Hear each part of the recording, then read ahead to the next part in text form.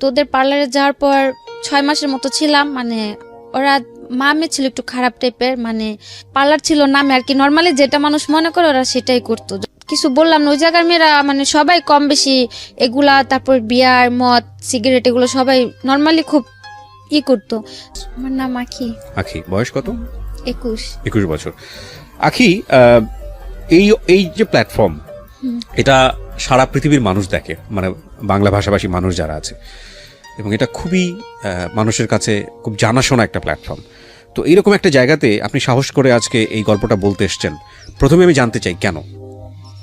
আমার উদ্দেশ্য শুধু এইটুকুই যে আমি যেভাবে মানুষের হাতে পড়ে বাইরে গেছি, হয়তো আমাদের দেশে থেকে এরকম অনেকেই যায়, এমনকি মানে যাওয়ার পরবর্তীতে যাতে এরকম পরিস্থিতিতে কেউ মুখোমুখি না হয়, বা দেশে থেকে যাওয়ার আগে একটু যাচাই করে যায়। খেয়াল রাখবেন যে আখির আগে আমি এরকম বেশ কয়েকটা এপিসোড প্রচার করেছি, যেটা আপনারা ঢাকা এফএম এর ইউটিউব চ্যানেলে গেলে কিংবা আমার আরজিকে বিয়া যে চ্যানেলটি আছে ওখানে গেলেও আপনারা পাবেন। মালয়েশিয়া ফেরত এক ভাইয়ের কথা আমরা বলেছিলাম, দুবাই ফেরত নাকি ওমান ফেরত এক ভাইয়ের কথা আমরা ওখানে বলেছিলাম। কিন্তু এই প্রথম কোনো একজন নারী যিনি এভাবে আপনাদেরকে সোশ্যাল মিডিয়াতে নিজেকে ফেস করে স্বেচ্ছায় সজ্ঞানে নিজের কথাগুলো এখানে বলতেছেন, এবং সেদিক থেকে এটা একেবারেই ইউনিক।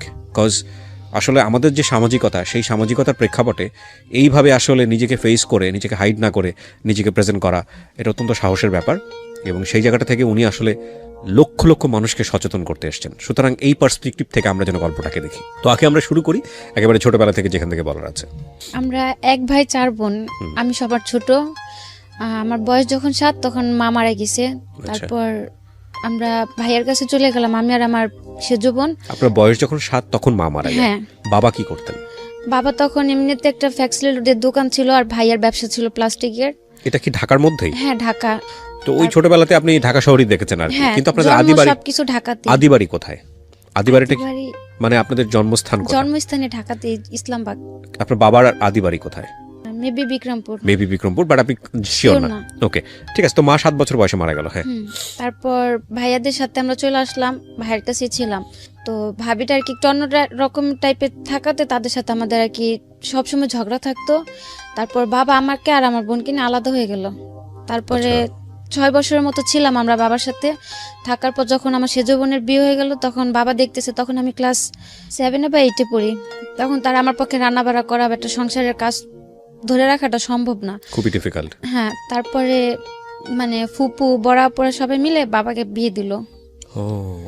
তারপরে যখন সৎ মা আসলো, সে খুব ভালো, মানে সৎ বলতে আর কি যা হয়, ভালোর মধ্যেও তো কিছুটা খারাপ থাকেই যায়।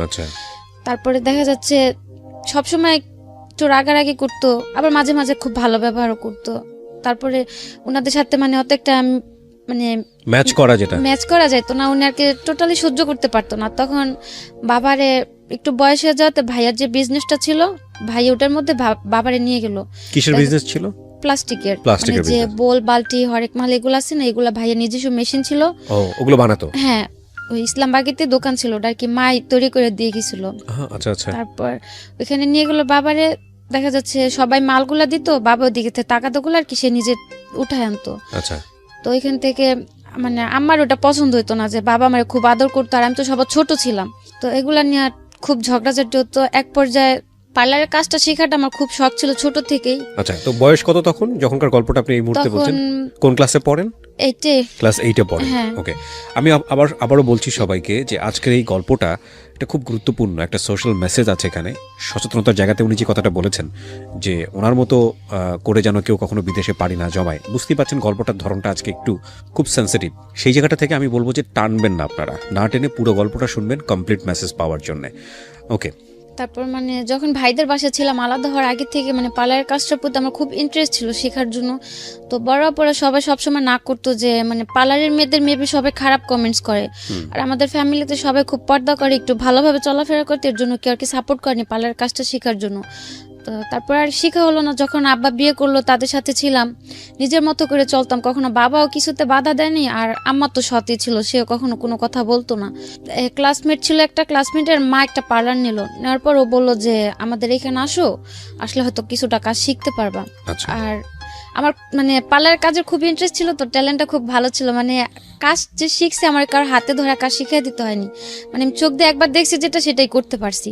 তো ওদের পার্লারে যাওয়ার পর 6 মাসের মতো ছিলাম। মানে ওরা মামে ছিল একটু খারাপ টাইপের, মানে পার্লার ছিল নামে আর কি, নর্মালি যেটা মানুষ মনে করে ওরা সেটাই করতো। যখন বুঝতে পারলাম ওই পার্লার থেকে চলে আসলাম।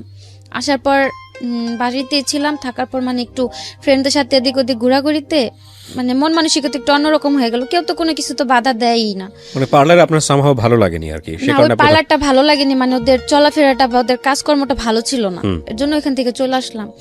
তারপর এক রোজার ঈদে নিউ মার্কেটে পার্লারে চুল রিবোল্ডিং করতে গেলাম। ওইখানে একটা আপু বললো যে আপনাদের যদি পার্লারের কোনো মেয়ে জানা থাকে, ফুল বিউটিশিয়ানও যদি হাফ হয় তা তো চলবে, আমাদের এখানে আসলে আমরা কাজ শিখানি। তখন আমার মাথায় কথাটা টাচ করলো যে আমিও তো কিছুটা কাজ জানি, আর নিউ মার্কেটে একটা মানে ওইসব জায়গাতে কাজ শিখতে গেলে অনেক টাকার প্রয়োজন হয়, অন্তত পক্ষে 20 থেকে 30 হাজার টাকা অগ্রিম অ্যাডভান্স করতে হয় কাজ শিখতে হলে। আর যেহেতু সে হাফ বিউটিশিয়ান খুঁজতেছে, আমি কিছুটা কাজ জানি, তাহলে আমি এ জায়গায় একটু কথা বলা দেখি। তারপর উনি বললো যে যদি চেনা পরিচিত কেউ থাকে দিতে পারো। তা আমি বললাম যে আমি কাজ জানি, আমারে রাখবেন। পরে বললো কি কি পারো তুমি? আমি বললাম যে দেখা যাচ্ছে আমাদের ওটা তো এলাকার পার্লার আর এটা তো মার্কেট সাইড, আমি কাজ ফুলই জানি, মানে মিথ্যে কথা বললাম যে ফুলই জানি, হয়তো আমার এই জায়গাতে রাখে কিছুদিন কাজ শিখাই দিতে হবে, এই জায়গার সিস্টেমটা করা। তো উনি বললো আচ্ছা ঠিক আছে। তারপর ওই জায়গাতে কাজে গেলাম। প্রথম আমার 2500 টাকা বেতনে রাখলো, তার 3 মাস পর আমার স্যালারি করে দিল 9000 টাকা। বাহ, মানে আপনার কাজ দেখে? হ্যাঁ, মানে আমি তো বলেই গেলাম যে আমাদের কাজের সাথে তো মিলবে না, তো আমার যেভাবে দেখা দিয়েছে আমি ঠিক সেভাবেই কাজ করছি। তো 3 মাসের মাথায় বেতন ভালো হলো। প্রায় 6-7 মাসের মতো আমি ওই জায়গাতে কাজ করলাম বেতন বাড়ানোর পরে। বাসা থেকেও কেউ কিছু বলে নাই, যেহেতু ওটা বাইরের এলাকাতে কাজ করতেছি আর ওইসব জায়গাতে কাজ শেখাটাও ভালো। তারপর যাওয়ার পরে আমার একটা খালতো ভাই ছিল। ওই খালতো ভাই বলতে এদিকে আরেকটা কথা আছে, মানে আমার মার যে বড় বোনটা, ওদের ওই খালার 3টা ছেলের সাথে আমাদের 3 বোনের বিয়ে হয়েছে। ও আচ্ছা। প্রথমে মেজো আপু করছে আর কি, পরে যে আমরা 2 বোন বিয়েটা করছি, বলতে গেলে এটা একটা অ্যাক্সিডেন্ট। মানে হয় না যে মানুষ যে প্রতিনিয়ত একটা কিছুর জন্য দোষারোপ করতেছে, এক পর্যায়ে মানুষের মধ্যে কিন্তু একটা জিদ কাজ করে যে না আমি কিছু করতেছি না, প্রতিদিনই আমার দোষ হচ্ছে, তাহলে আমি সেই কাজটাই করি। তো আমার সেজো বোনটা আর কি এরকম কিছু একটা, আর আমার ওই বোনটার খুব রাগ, মানে অত্যন্ত পরিমাণে রাগ। ওরে প্রচুর এরকম টর্চার করা হতো যে ওর সাথে কথা বলবা নেই না সেই না, অথচ কিছুই করতেছে না। তো একদিন কথা কাটাকাটি হওয়ার পরে ও চলে গেল ওই খালতো ভাইয়ের সাথে। ও যাওয়ার পরে সিরিয়াল আসলো আমার, অথচ আমি কিছুই করতেছি না, জায়গাতে তো আমি আমার কাজকর্ম এগুলো নিয়ে বিজি। তারপর আমার সাথে কিছুটা ঝগড়াঝাটি হওয়ার পর ওই খালতো ভাইটা আমার পিছনে 4 বছর ঘুরছে, কিন্তু আমি কোনো কেয়ার করিনি, মানে ওসবের প্রতি আমার কোনো মাথাই ছিল না। যে পার্লারের কাজ শিখতেছি নিজের মতো করে, সেগুলো নিয়ে আমার মাথা ব্যথা। তারপরে আমার সাথে ঝগড়া লাগে, তখন আমি নিউ মার্কেটের কাজটা ছাইড়া দিলাম। মানে কাজে যাওয়ার সময় একদিন বাসের থেকে কথা বলতেছি, ওই জানলা দিয়ে আমার ফোনটা ছুড়ে নিয়ে গেল। তারপর থেকে খুব ভয় পাওয়ার পর আমি আর কাজেই গেলাম না নিউ মার্কেটে। তারপরে 2-3 মাস থাকার পর আমি ওই আমাদের এলাকাতে একটা পার্লারের কাজে লাগলাম 3000 টাকা বেতনে। ওইখানে কাজ করতেছি ভালোই। একটা ঈদের সময়, রোজার ঈদের সময় আমার সাথে আমার খুব ঝগড়া। তো উনি আমার বললো তুই বাসা থেকে বেরোয় চলে যা। কোন আম্মা? আমার সৎমা যেটা। আচ্ছা। আমি তো বাবার সাথেই থাকতাম, যেহেতু সবার বিয়ে হয়ে গেছে, শত কাপন হোক থাকার জায়গা ওইটাই ছিল। তো উনি আমার একটা থাপ্পড় দিল। তো উনি থাপ্পড় দেওয়াতে বাবা খুব রাইগে গেল, আর আমার খুব কষ্ট লাগলো যে আমার মা মারা গেছে, আমি ছোটতে বড় হয়েছে, হয়তো কোনো ভাই বোন বা বাবার হাতে আমি কখনো মার বা গালি কোনোটা খাইনি, বা কেউ আমার কোনো সময় জোর গলে একটা কথা বলেনি। তো উনি একটা থাপ্পড় দেওয়া, তো আমি কিছু বললাম না। তারপর আমি আমার খালতো ভাইটারে মানে বললাম যে দেখ আম্মা আমার লোক এরকম করে। ও আমার বললো কি যে তুই চলে আমি তোরে নিয়ে যাম। মানে ওই সময়টা বিয়ে কি সংসার কি এগুলো তখন মাথায়ও নাই। ও বললো যে তুই চলে আমি তোরে নিয়ে যাম। আমি বললাম কই নিয়ে যাবি? তারপর ও ভালোবাসতো, কিন্তু আমার ভিতরে ওর জন্য কোনো ফিলিংস বা কিছু ছিল না। মানে ওই মুহূর্তে মানে খুব কষ্ট লাগলো। বোনদের কাছে বললো, ওরা এটা খুব রাগারাগি করবে, আমি চাইনি আর কি ঈদের একটা সময় ঝগড়াঝাটি হোক। তো কাউরে না বলতে পারে খালতো ভাইটারে বললাম। বলার পর ও বললো যে চলে, তা আমার মাথায় আর কিছু গেল না, আমিও চলে গেলাম, ওর সাথে কাপড় চোপড় নিয়ে চলে গেলাম। তারপর বিয়ে টিয়ে করলাম, 7 মাসের মতো আলাদা ছিলাম। মানে কাউকে জানালেন না? না। বাবা কেউ না? না, কেউ না। ও কাউকে জানায়নি? না। আচ্ছা। ওর ফ্যামিলি থেকে তেমনিতে সাপোর্ট ছিল না, যেহেতু আমার আগে 2টা বোন, 2টা ভাইয়ের কাছে আছে, আমি সিরিয়ালে 3, একটা ফ্যামিলিতে 3টা বোন বা ভাইটা কেউ নরমালি মাইনা নিব না। তারপরে গেলাম আমি ওর সাথে, যেদিন পালায় গেলাম। কত বছর বয়সে বিয়ে করলেন? বয়সটা কত ছিল? কত সালে বিয়ে করেছেন? 14 বছরে হবে। 14 বছর বয়সে। ওর বয়স কত? ওর বয়স ছিল 18 কি 19। বুঝতেই পাচ্ছেন যে খুবই মানে একেবারে টিনেজ বয়সের দুজনের সিদ্ধান্ত। হ্যাঁ, তা আমি 3 মাসের মতো ছিলাম আলাদা, কারোর সাথে যোগাযোগ নেই। হঠাৎ করে জানতে পারলাম যে এরকম এরকম আমার কারণে ওই ভরাপুরে দোলাবাই রেখে চলে গেল। তো ও আর কিছু বলেনি, ও বলছে যে থাক, হয়তো এটা আমার নসিবে ছিল না, থাকেনি, উনি আমার কোনো সমস্যা নেই, তোরা বিয়ে শাদী করছিস, তোরা তোর মতো ভালো থাক, এগুলো নিয়ে কোনো টেনশন করে কিছু নাই। ওইভাবে ছিলাম 7 মাস থাকার পরে ও এমব্রয়ডারি কাজ করতো। দুজনের বয়সটা যেহেতু কম ছিল আর সংসার জিনিসটাও বুঝতাম না, চলাফেরার একটু প্রবলেম ছিল। ও বললো কি যে মানে তো এমব্রয়ডারি কাজটা একটু মানে খারাপ যায় কুরবানি ঈদের পরে, বছরের লাস্টের দিয়ে। তখন ও বললো কি যে তুমি তোমার বোনের কাছে চলে যাও, আমি 3-4 মাস একটু বাইরে সাইডে যা কাজ করি, যদি আমার টাকা টুকা মিলে আমি তোমার আবার নিয়ে এসে পড়ো। তো তখন আমি আবার ওরা বললাম, যেহেতু আমি পার্লারের কাজ জানি, আমি খুব নর্মালি 4-5 হাজার টাকা বেতনে একটা কাজ করতে পারো, আর তুমি যদি 3-4 হাজার টাকা কাজ করে দুজনে চলা হয়ে যাবো, তা আলাদা হওয়ার কিছু নাই। মানে খুব রাগারাগি চিল্লাচিল্লি হইলো। তারপর এক পর্যায়ে আমার জোর করে আপুর বাসায় পাঠাইলো। পাঠানোর পরে দেখা যাচ্ছে যোগাযোগ একই এলাকাতে আছে কিন্তু আলাদা। ওরে যদি আমি বলি যে এভাবে কি থাকা যায়, মানুষ তো খারাপ বলে। আর এ আপু একা থাকে, ও কাজ কাম করতেছে একা থাকে, যেহেতু তোমার ভাইও চলে গেছে, ওর ঘরে বসে খাওয়াটা তো আর আমার সম্ভব না। আর ও টাকা টুকাও দিত না, বরং আমি কাজ করতাম, আমার টাকা ওরও লাগতো। তারপরে ও বললো যে দেখো এখন তো আর সংসার করার বয়স না, এটা হচ্ছে একটা স্বাধীনতার বয়স। কে বলছে এটা? আমার হাজবেন্ড। ওকে। এখন এটা হচ্ছে একটা অল্প বয়স, মানে এখন বলতে গেলে আমি স্বাধীন, আর তোমার নিয়ে থাকতে গেলে আমি বন্দি হয়ে থাকতেছি, আমি যা করতেছি তোমার বলতে হইতাছে, আমার মাথায় একটা টেনশন থাকতেছে সবসময়, সংসার এগুলো আমি নিতে পারতাছি না, তুমি থাকো তোমার মতো করে। তারপরে এগুলা হওয়ার পরে ছিলাম আপুর কাছে, থাকার পরে ইন্ডিয়াতে গেলাম। ইন্ডিয়াতে আমার মানে ইন্ডিয়া যাওয়ার সিদ্ধান্ত নিলেন কেন? ইন্ডিয়া যাওয়ার প্ল্যানটা আসলো যে ও নিতে চাইতেছে না, আর এদিকে থাকলো সবার কথা শুনতে হইতেছে, কেউ ভালো বলতেছে, কেউ খারাপ বলতেছে, আবার কেউ এরকম মন্তব্য করতেছে যে 3 বোন বিয়ে বসলাম, 1 বোনের সংসারটা ঠিক আছে, 2 বোনই থাকতে পারলাম না, কি বিয়ে করলাম।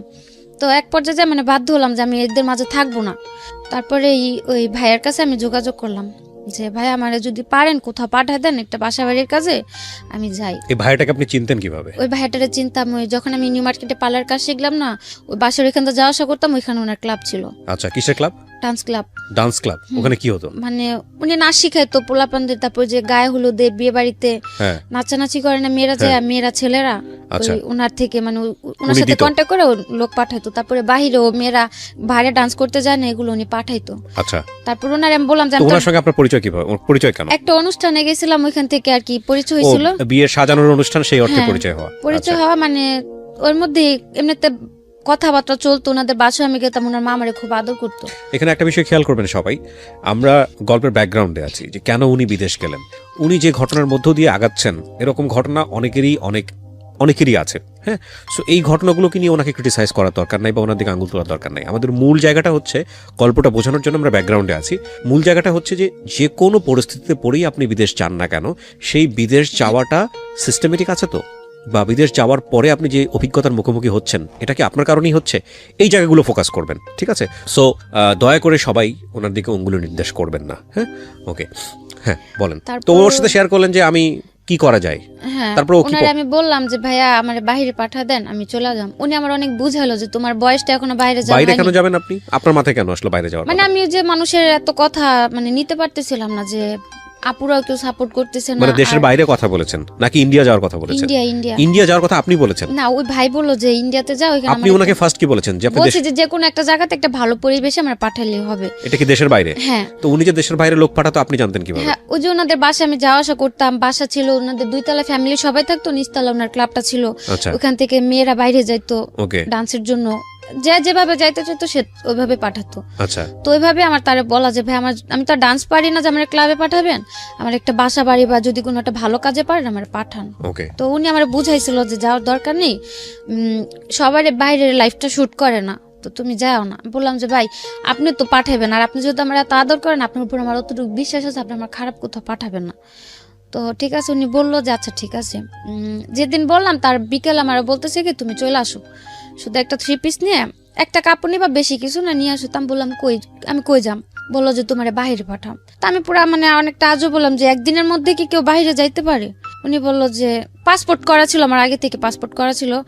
বললো তো, বলার পর আমি আর বেশি কিছু বললাম না। বাসা যে আপুটার কাছে ছিলাম, যেমন আমার 3টার দিকে বের হইতে বলছে, আমি 2:30টার দিকে ওরা ফোন দিয়ে বলছি যে এরকম এরকম আমি বাইরে চলে যাম। তখন আমি জানি না আমি কোন দেশে যাচ্ছি বা কি কাজে যাচ্ছি, কি আসে বিষয় জানি না। তো যাওয়ার পরে উনি বললো যে আমার ডাইরেক্ট পাঠাইতেছে, কিন্তু তারা আমার ব্ল্যাকে ইন্ডিয়াতে পাঠাইলো। আপনাকে বললো যে আপনি ইন্ডিয়া যাচ্ছেন? হ্যাঁ, আমি রাস্তাতে জানতে পারলাম, যাওয়ার পথে জানতে পারলাম যে আমার ইন্ডিয়াতে পাঠাইতেছে। মানে আপনার জীবনটা এত সহজ মনে হয়েছে আপনার কাছে? আপনার বয়স কত তখন? 15-16 হবে। 15-16 বছরের বয়সের বাচ্চার কাছ থেকে, তো বাচ্চাই, শিশুই বলা চলে, টিনেজ বয়সের একটা মেয়ের কাছ থেকে এত কিছু এক্সপেক্ট করা আমাদের উচিত হবে না। খেয়াল রাখবেন, দিস ইজ দ্য রিয়েলিটি। এবং জীবনে কখনোই মানে আমার জীবনে যা ঘটে গেছে পুরো দুনিয়াটাই এরকম, এভাবে জাজ করার কোনো দরকার নেই। ও যা করেছে 15 বছর বয়সে, বা ওর জীবনে যেটা হয়েছে সেটা যে আরেকটা 15 বছর মেয়ের জীবনে হবে না, সেটাও মনে করার কোনো দরকার নেই। এখানে খেয়াল রাখবেন, এটা ওর জীবনের জন্য সত্য। যে কোনো ঘটনাই হোক না কেন, যেটাই হোক না কেন, ও দেশের বাইরে যাওয়ার জন্য ট্রাই করেছে, যার মাধ্যমেই হোক না কেন। সেটা সে ভুল করেছে না শুদ্ধ করেছে, সেই জাজমেন্টে যাওয়ার দরকার নাই, কারণ এরকম ব্যাকগ্রাউন্ড অনেকেই আছে বাংলাদেশে। ঠিক আছে, ওর ফ্যামিলির সাপোর্টটাও ছিল না, এগুলো আমাদেরকে চিন্তা করতে হবে। ওকে, তো আপনাকে যাওয়ার পথে বললো যে আপনি ইন্ডিয়া যাচ্ছেন। ইন্ডিয়াতে গিয়ে আপনি কি করবেন? মানে তখন তো আমি বললাম যে আমি তো ইন্ডিয়া যাওয়ার কথা বলিনি। বাংলাদেশ আর ইন্ডিয়া কতটুক দূর? আর কেউ কি কাজের জন্য বা টাকার সন্ধানে কি কেউ ইন্ডিয়াতে যায় নাকি? আর সবচেয়ে বড় টার্গেটটা ছিল তখন আর কি ভাবতাম কি আমি তো সবার ছোট, আর কেউ তো ভালো মন্দ দিয়ে একটা পরামর্শ দিত না। আমার কাছে খুব খারাপ লাগতো যে আমি কি একটা ফ্যামিলিতে আসলাম যে আমার কেউ একটা সাপোর্ট করে না, বা আমার পাশে এরকম দাঁড়ানোর মতো কেউ একটা নাই। আর তার মধ্যে একা একটা বিয়ে করলাম খালতো ভাই, ও বিয়ের আগে এতটাই পাগল ছিল আমার জন্য, কেউ যদি আমার একটা গালি দিত মনে হতো কি গালিটা কেউ আরে দিতেছে। ওকে, বিয়ের পরে সব উল্টা হয়ে গেল। হ্যাঁ, তো আর কি ওইভাবে যাওয়া। তারপরে তা ভাবলাম যে থাক, ইন্ডিয়াতে যাইতেছি যাই, আমি তো টাকা দিয়ে যাইতেছি না। ও বলছিল কি যে ইন্ডিয়া থেকে আপনি কি করবেন?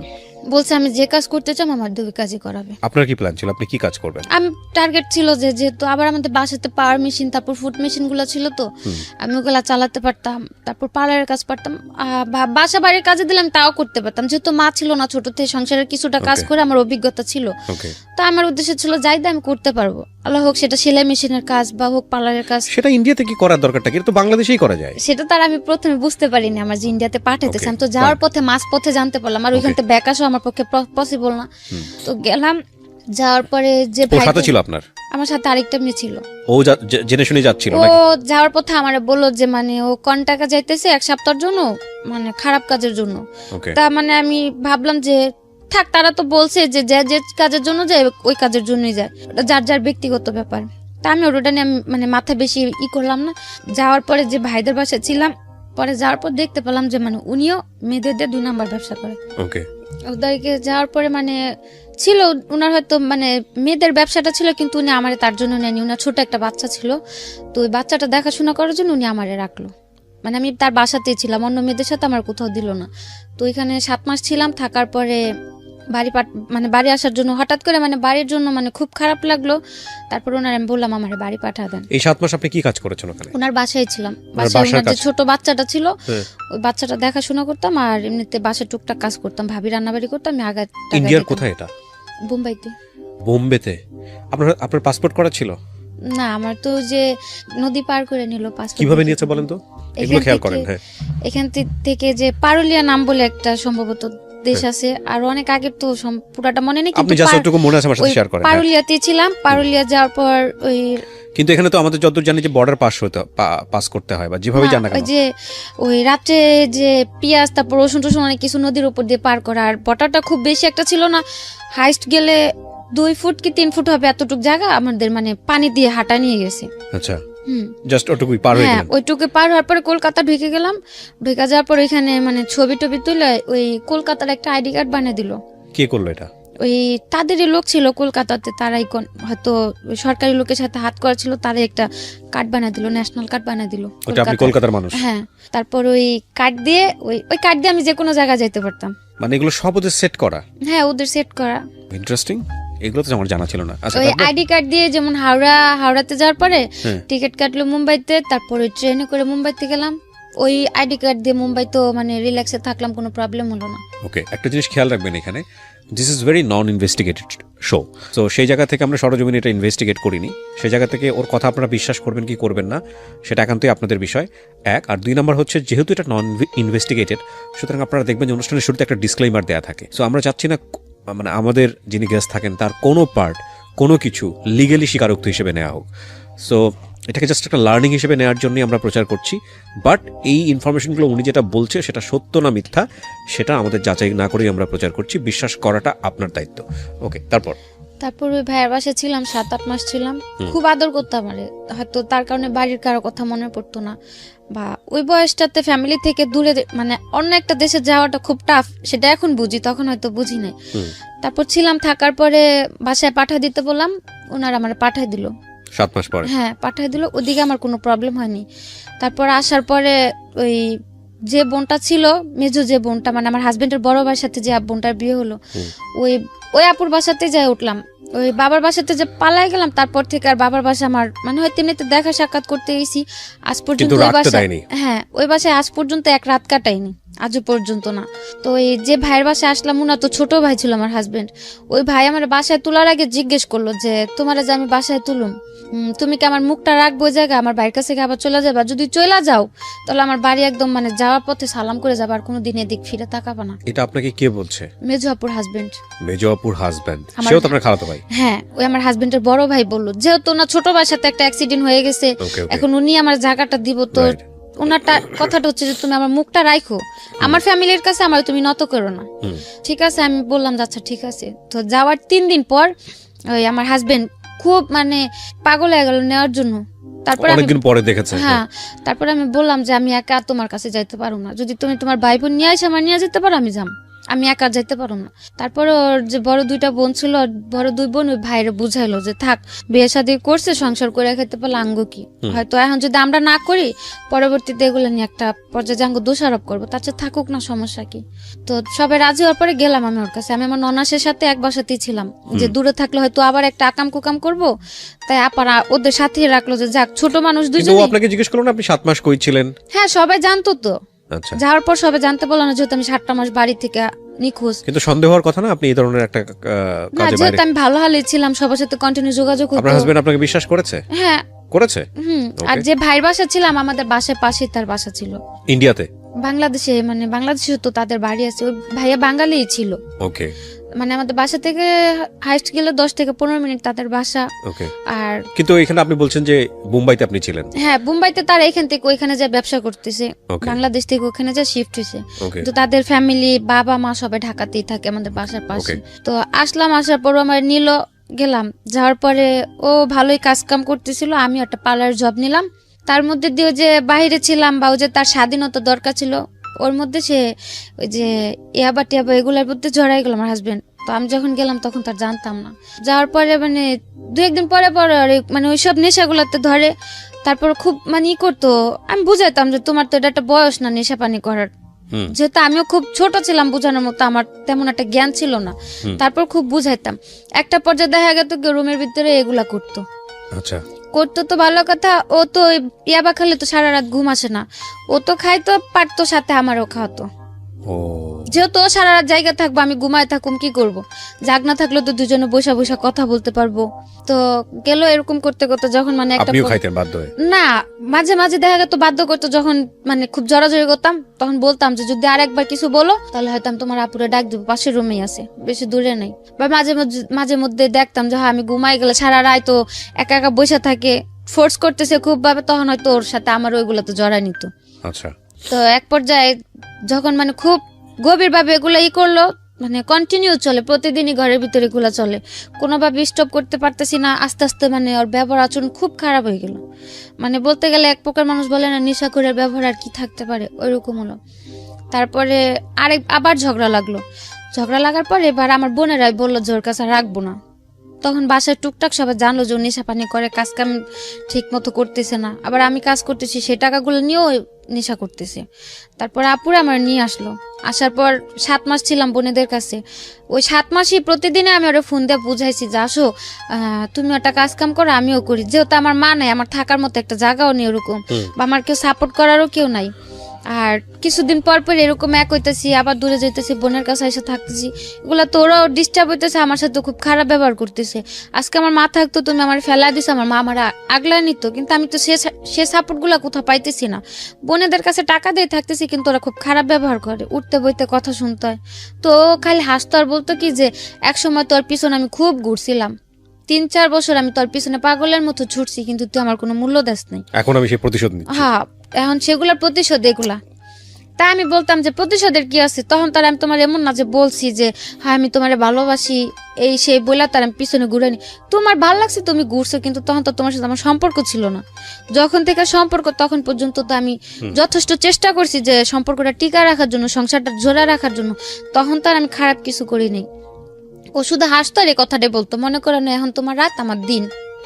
তো এক পর্যায়ে যে মানে খুব খারাপ লাগলো যে ওর জন্য আমার সেজ বোনের সংসারটা ভেঙে গেল। ওর জন্য আমি বোনদের কাছে বারবার ছোট হইতেছি, আর ওরও আমি কোনোভাবে বুঝে সংসারটা ঠিক করতে পারতেছি না।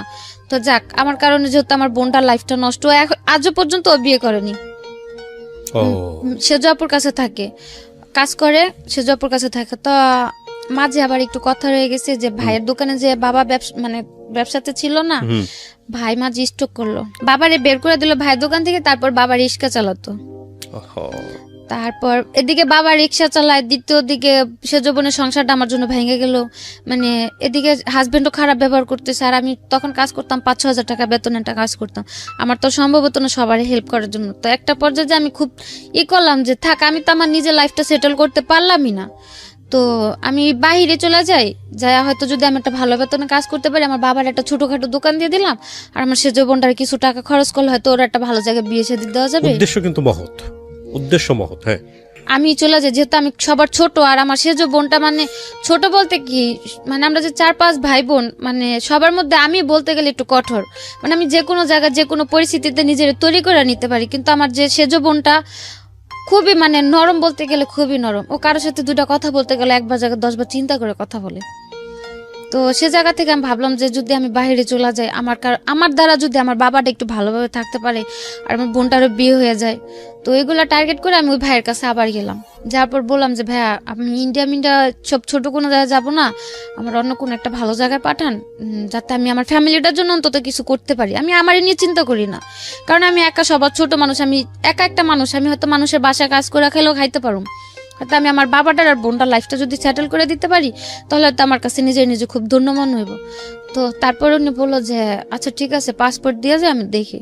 তো দিয়ে আসলাম পাসপোর্ট দিয়ে আসার 1 মাস পরে ওই শবে-বরাতের দিন আমার ফোন করলো যে আমার পাসপোর্টে ভিসা লাগছে মালয়েশিয়ার। তো আমি জিজ্ঞেস করলাম কি কাজ মালয়েশিয়ার? পরে বললো যে তুমি মালয়েশিয়া যে পার্লারের কাজ করতে পারবা। তা আমি বললাম আচ্ছা ঠিক আছে। তারপরে আমি বাসা সবারে ওই শবে-বরাতের নামাজের পরে, মানে আমার ফোনেও ছবি পাঠাইছিল যে মালয়েশিয়ার ভিসা আসছে, ওই ছবিটা সবাই দেখালাম যে এরকম মালয়েশিয়া চলে যাম। তারপর সবাই খুশি যে এই মালয়েশিয়া যাও কি এই ভাইয়ের মাধ্যমেই? এই যে ভাই পার্লারে কাজ করতো? হ্যাঁ, না ওই যে ক্লাবে ছিল যে ভাই, যে ভাইটা আপনাকে ওই আপনি ক্লাবে পরিচয় হলেন, যে আপনাকে ইন্ডিয়া পাঠিয়েছিল একটু আগে, সেই ভাই। ওকে। তার 15 দিন পর আমার টিকিট আসলো। তো আপনি ভাইকে বিশ্বাস করলেন কিভাবে? আপনাকে এর আগে পাঠিয়ে দিল ইন্ডিয়াতে, এরকম একটা জায়গায়। ইন্ডিয়াতে পাঠালো, তখন তো আর তাদের পরিবেশটা খারাপ ছিল, কিন্তু আমার সাথে তো তার কেউ খারাপ কিছু করেনি, আমি তো ভালো কাজ করলাম। আচ্ছা। সেজন্য ট্রাস্টটা ছিল, যেহেতু খারাপ পরিবেশে তো মানুষ ভালো কাজ করেছে আমার সাথে তো কোনো অত্যাচার বা খারাপ কিছু হয়নি।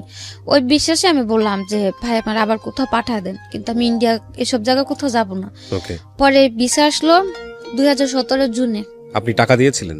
না, আমার কোনো টাকা লাগে টাকা ছাড়াই ভিসা? হ্যাঁ। কোথায়, কোন দেশে? মালয়েশিয়াতে। ওকে। পাসপোর্ট করা ছিল আপনার? হ্যাঁ, পাসপোর্ট আমার করা ছিল। তারপর ওই 18 তারিখে বললো যে জুনের 1 তারিখে প্রথম ফ্লাইটটা ছিল, জুনের 1 তারিখে। পরে আমার ফোন দিয়ে বললো যে এরকম জুনের 1 তারিখে তোমার ফ্লাইট, হ্যাঁ তোমার শপিং টপিং কিছু করা লাগলে তুমি করে নাও। তা আমি বললাম যে আমি শপিং করবো, আমার কাছে টাকা টুকা নেই, যদি কিছু নিতে হয় ওনাদের বলেন আমার টাকা দিয়ে নিতে, আমি যাওয়ার পর কাজ করলে আমার বেতন কাইটা রেখে দিব। কিসের কাজ ছিল? বলছিল পার্লারের কাজ। ওকে। তারপরে আমারে 10,000 টাকা দিছিল। তো যাওয়ার জন্য আমি একটা লাকেজ বা টুকটাক কিছু শপিং করলাম যে যাওয়ার জন্য। তারপর 1 তারিখে ফ্লাইট ছিল, 1 তারিখে আমি বেরোলাম। আমারে বললো মানে 9টা ফ্লাইট ছিল, অন্তত 3 ঘন্টা আগে তো এয়ারপোর্টে যে উপস্থিত থাকতে হয়। তো তারা আমারে বললো কি যে 7টার দিকে তুমি রুম থেকে বেরোবো। তো 7টার দিকে বেরোয় তো আর ওই 9টার ফ্লাইটে যায় পৌঁছানো সম্ভব না, রমজানের মাস, রাস্তাঘাটও মানে ট্রাফিকের প্রবলেম থাকে। তারপর অর্ধেক পথ যাওয়ার পরে তারা বললো যে তুমি যা পৌঁছাতে পারবা না, টিকিট এটা ক্যান্সেল হয়ে গেছে, তুমি বাসায় চলে যাও, আবার অন্য কোনো মানে ফ্লাইটে যেতে হবে, অন্য কোনো ভাবে টিকিট করতে হবে। তারপর যাওয়ার পরে জুনের 18 তারিখ আমার কনফার্ম ফ্লাইট হলো। 2017? তারপর 2017-তে জুনের 18 তারিখে আমি মালয়েশিয়াতে গেলাম। যাওয়ার পর 2-3 দিন রেস্ট করতে দিল। যাওয়ার পরে কোথায় উঠলেন? যাওয়ার পর যে ভাইরা নিল তাদের বাসায় নিয়ে গেল। বাঙালি? হ্যাঁ। আচ্ছা। তারপর ওনাদের বাসায় গেলাম, যাওয়ার পরে আমি গেছিলাম, আমার সাথে আরো 2টা ফ্যামিলি, মানে আমার তো ট্যুরিস্ট নিছিল প্রথমে। তারপর গেলাম, যাওয়ার পর আমার মানে ট্যুরিস্ট নিল, আমার যেমন আমার ওয়াইফ বানালো, আমার সাথে আরেকজনের হাজবেন্ড বানালো, এরকম ভাবে 3টা ফ্যামিলি গেলাম আমরা। আপনাকে ওয়াইফ বানিয়েছে, আরেকজনকে হাজবেন্ড বানিয়েছে। হাজবেন্ড মানে হাজবেন্ড ওয়াইফ হানিমুন ভিসাতে, মানে টুরিস্টে ঘুরতে যাইতেছি। ওকে, ওইভাবে করে নিল। এই কার্ড বের করেছে, কাবিননামা টাবিননামা এগুলো বের হ্যাঁ, করেছে? ওনারা এই সবগুলো বের করে নিছে। ওরাই বের করে দিয়েছে? হ্যাঁ, আমার কিচ্ছু করতে নেই, শুধু আমি পাসপোর্ট জমা দিলাম আর মালয়েশিয়া চলে গেলাম। আর মাঝে যে কাজগুলো ছিল, ওই কাবিননামা, তারপরে ওই হোটেল বুকিং টুকিং, এগুলো তো শো করতে হয় এয়ারপোর্টে, যে হানিমুনে যাইতেছি, কোথায় যে উঠবো, এগুলো তো শো করতে হয়। তারপরে টাকাও শো করতে হয়, ওগুলো সব তারাই করলো। তো আপনি বলতেছিলেন না যে এগুলো যে 2 নাম্বার, এগুলোর কোনো প্রকার কোনো বিপদ হবে কিনা? না, ওনারা বলছে যে মানে নরমালি কাজের, মানে মেয়েদের কাজের জন্য নরমালি মালয়েশিয়ার কোনো ভিসা নাই, মানে যে যেমন সৌদি আরব অন্যান্য রাষ্ট্রে যেমন মানে টুরিস্ট ভিসাতে যাবে, তারপরে গিয়ে তারপরে যা করার, তারপরে যদি ভালো কাজ হোক খারাপ কাজ, ওটা যার যার সিদ্ধান্ত। হ্যাঁ, যেমন লোকের কাছে যা পাবে সে তেমন কাজ করব। তারপর গেলাম, যাওয়ার পর 3টা ফ্যামিলি গেলাম, 3টার মধ্যে 2টা এয়ারপোর্টে আটকায় দিল, মালয়েশিয়ার এয়ারপোর্টে ইমিগ্রেশনে। তো আমাদের কোনো প্রবলেম হয় না, আমরা বের হয়ে গেলাম। ইমিগ্রেশন পার হয়ে যখন এয়ারপোর্ট থেকে বের হবো, ওই এয়ারপোর্টের 2টা এমনি লোকাল পুলিশ ছিল, ওই পুলিশগুলো মানে আমার সাথে যে ছেলেটা ছিল, ছেলেটা জিজ্ঞেস করলো যে, ইংলিশে জিজ্ঞেস করলো যে তোমাদের এজেন্ট আছে? ও কিছুই বুঝলো না, কিন্তু ঠাস করে বলে দিল যে ইয়া এজেন্ট। তো পুলিশ ভাবলো কি যে মানে সম্ভবত এজেন্ট আছে, আমাদের 2জনকে নিয়ে সাথে সাথে পুলিশের গাড়িতে তুলে দিল।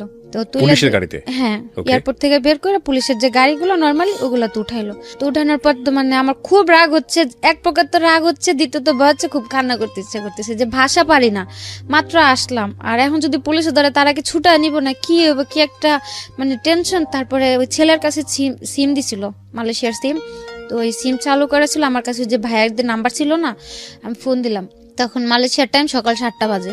তো ফোন দিলাম, ফোন দেওয়ার পর ওই আপুটা ফোন রিসিভ করলো, ভাইয়ার ওয়াইফ।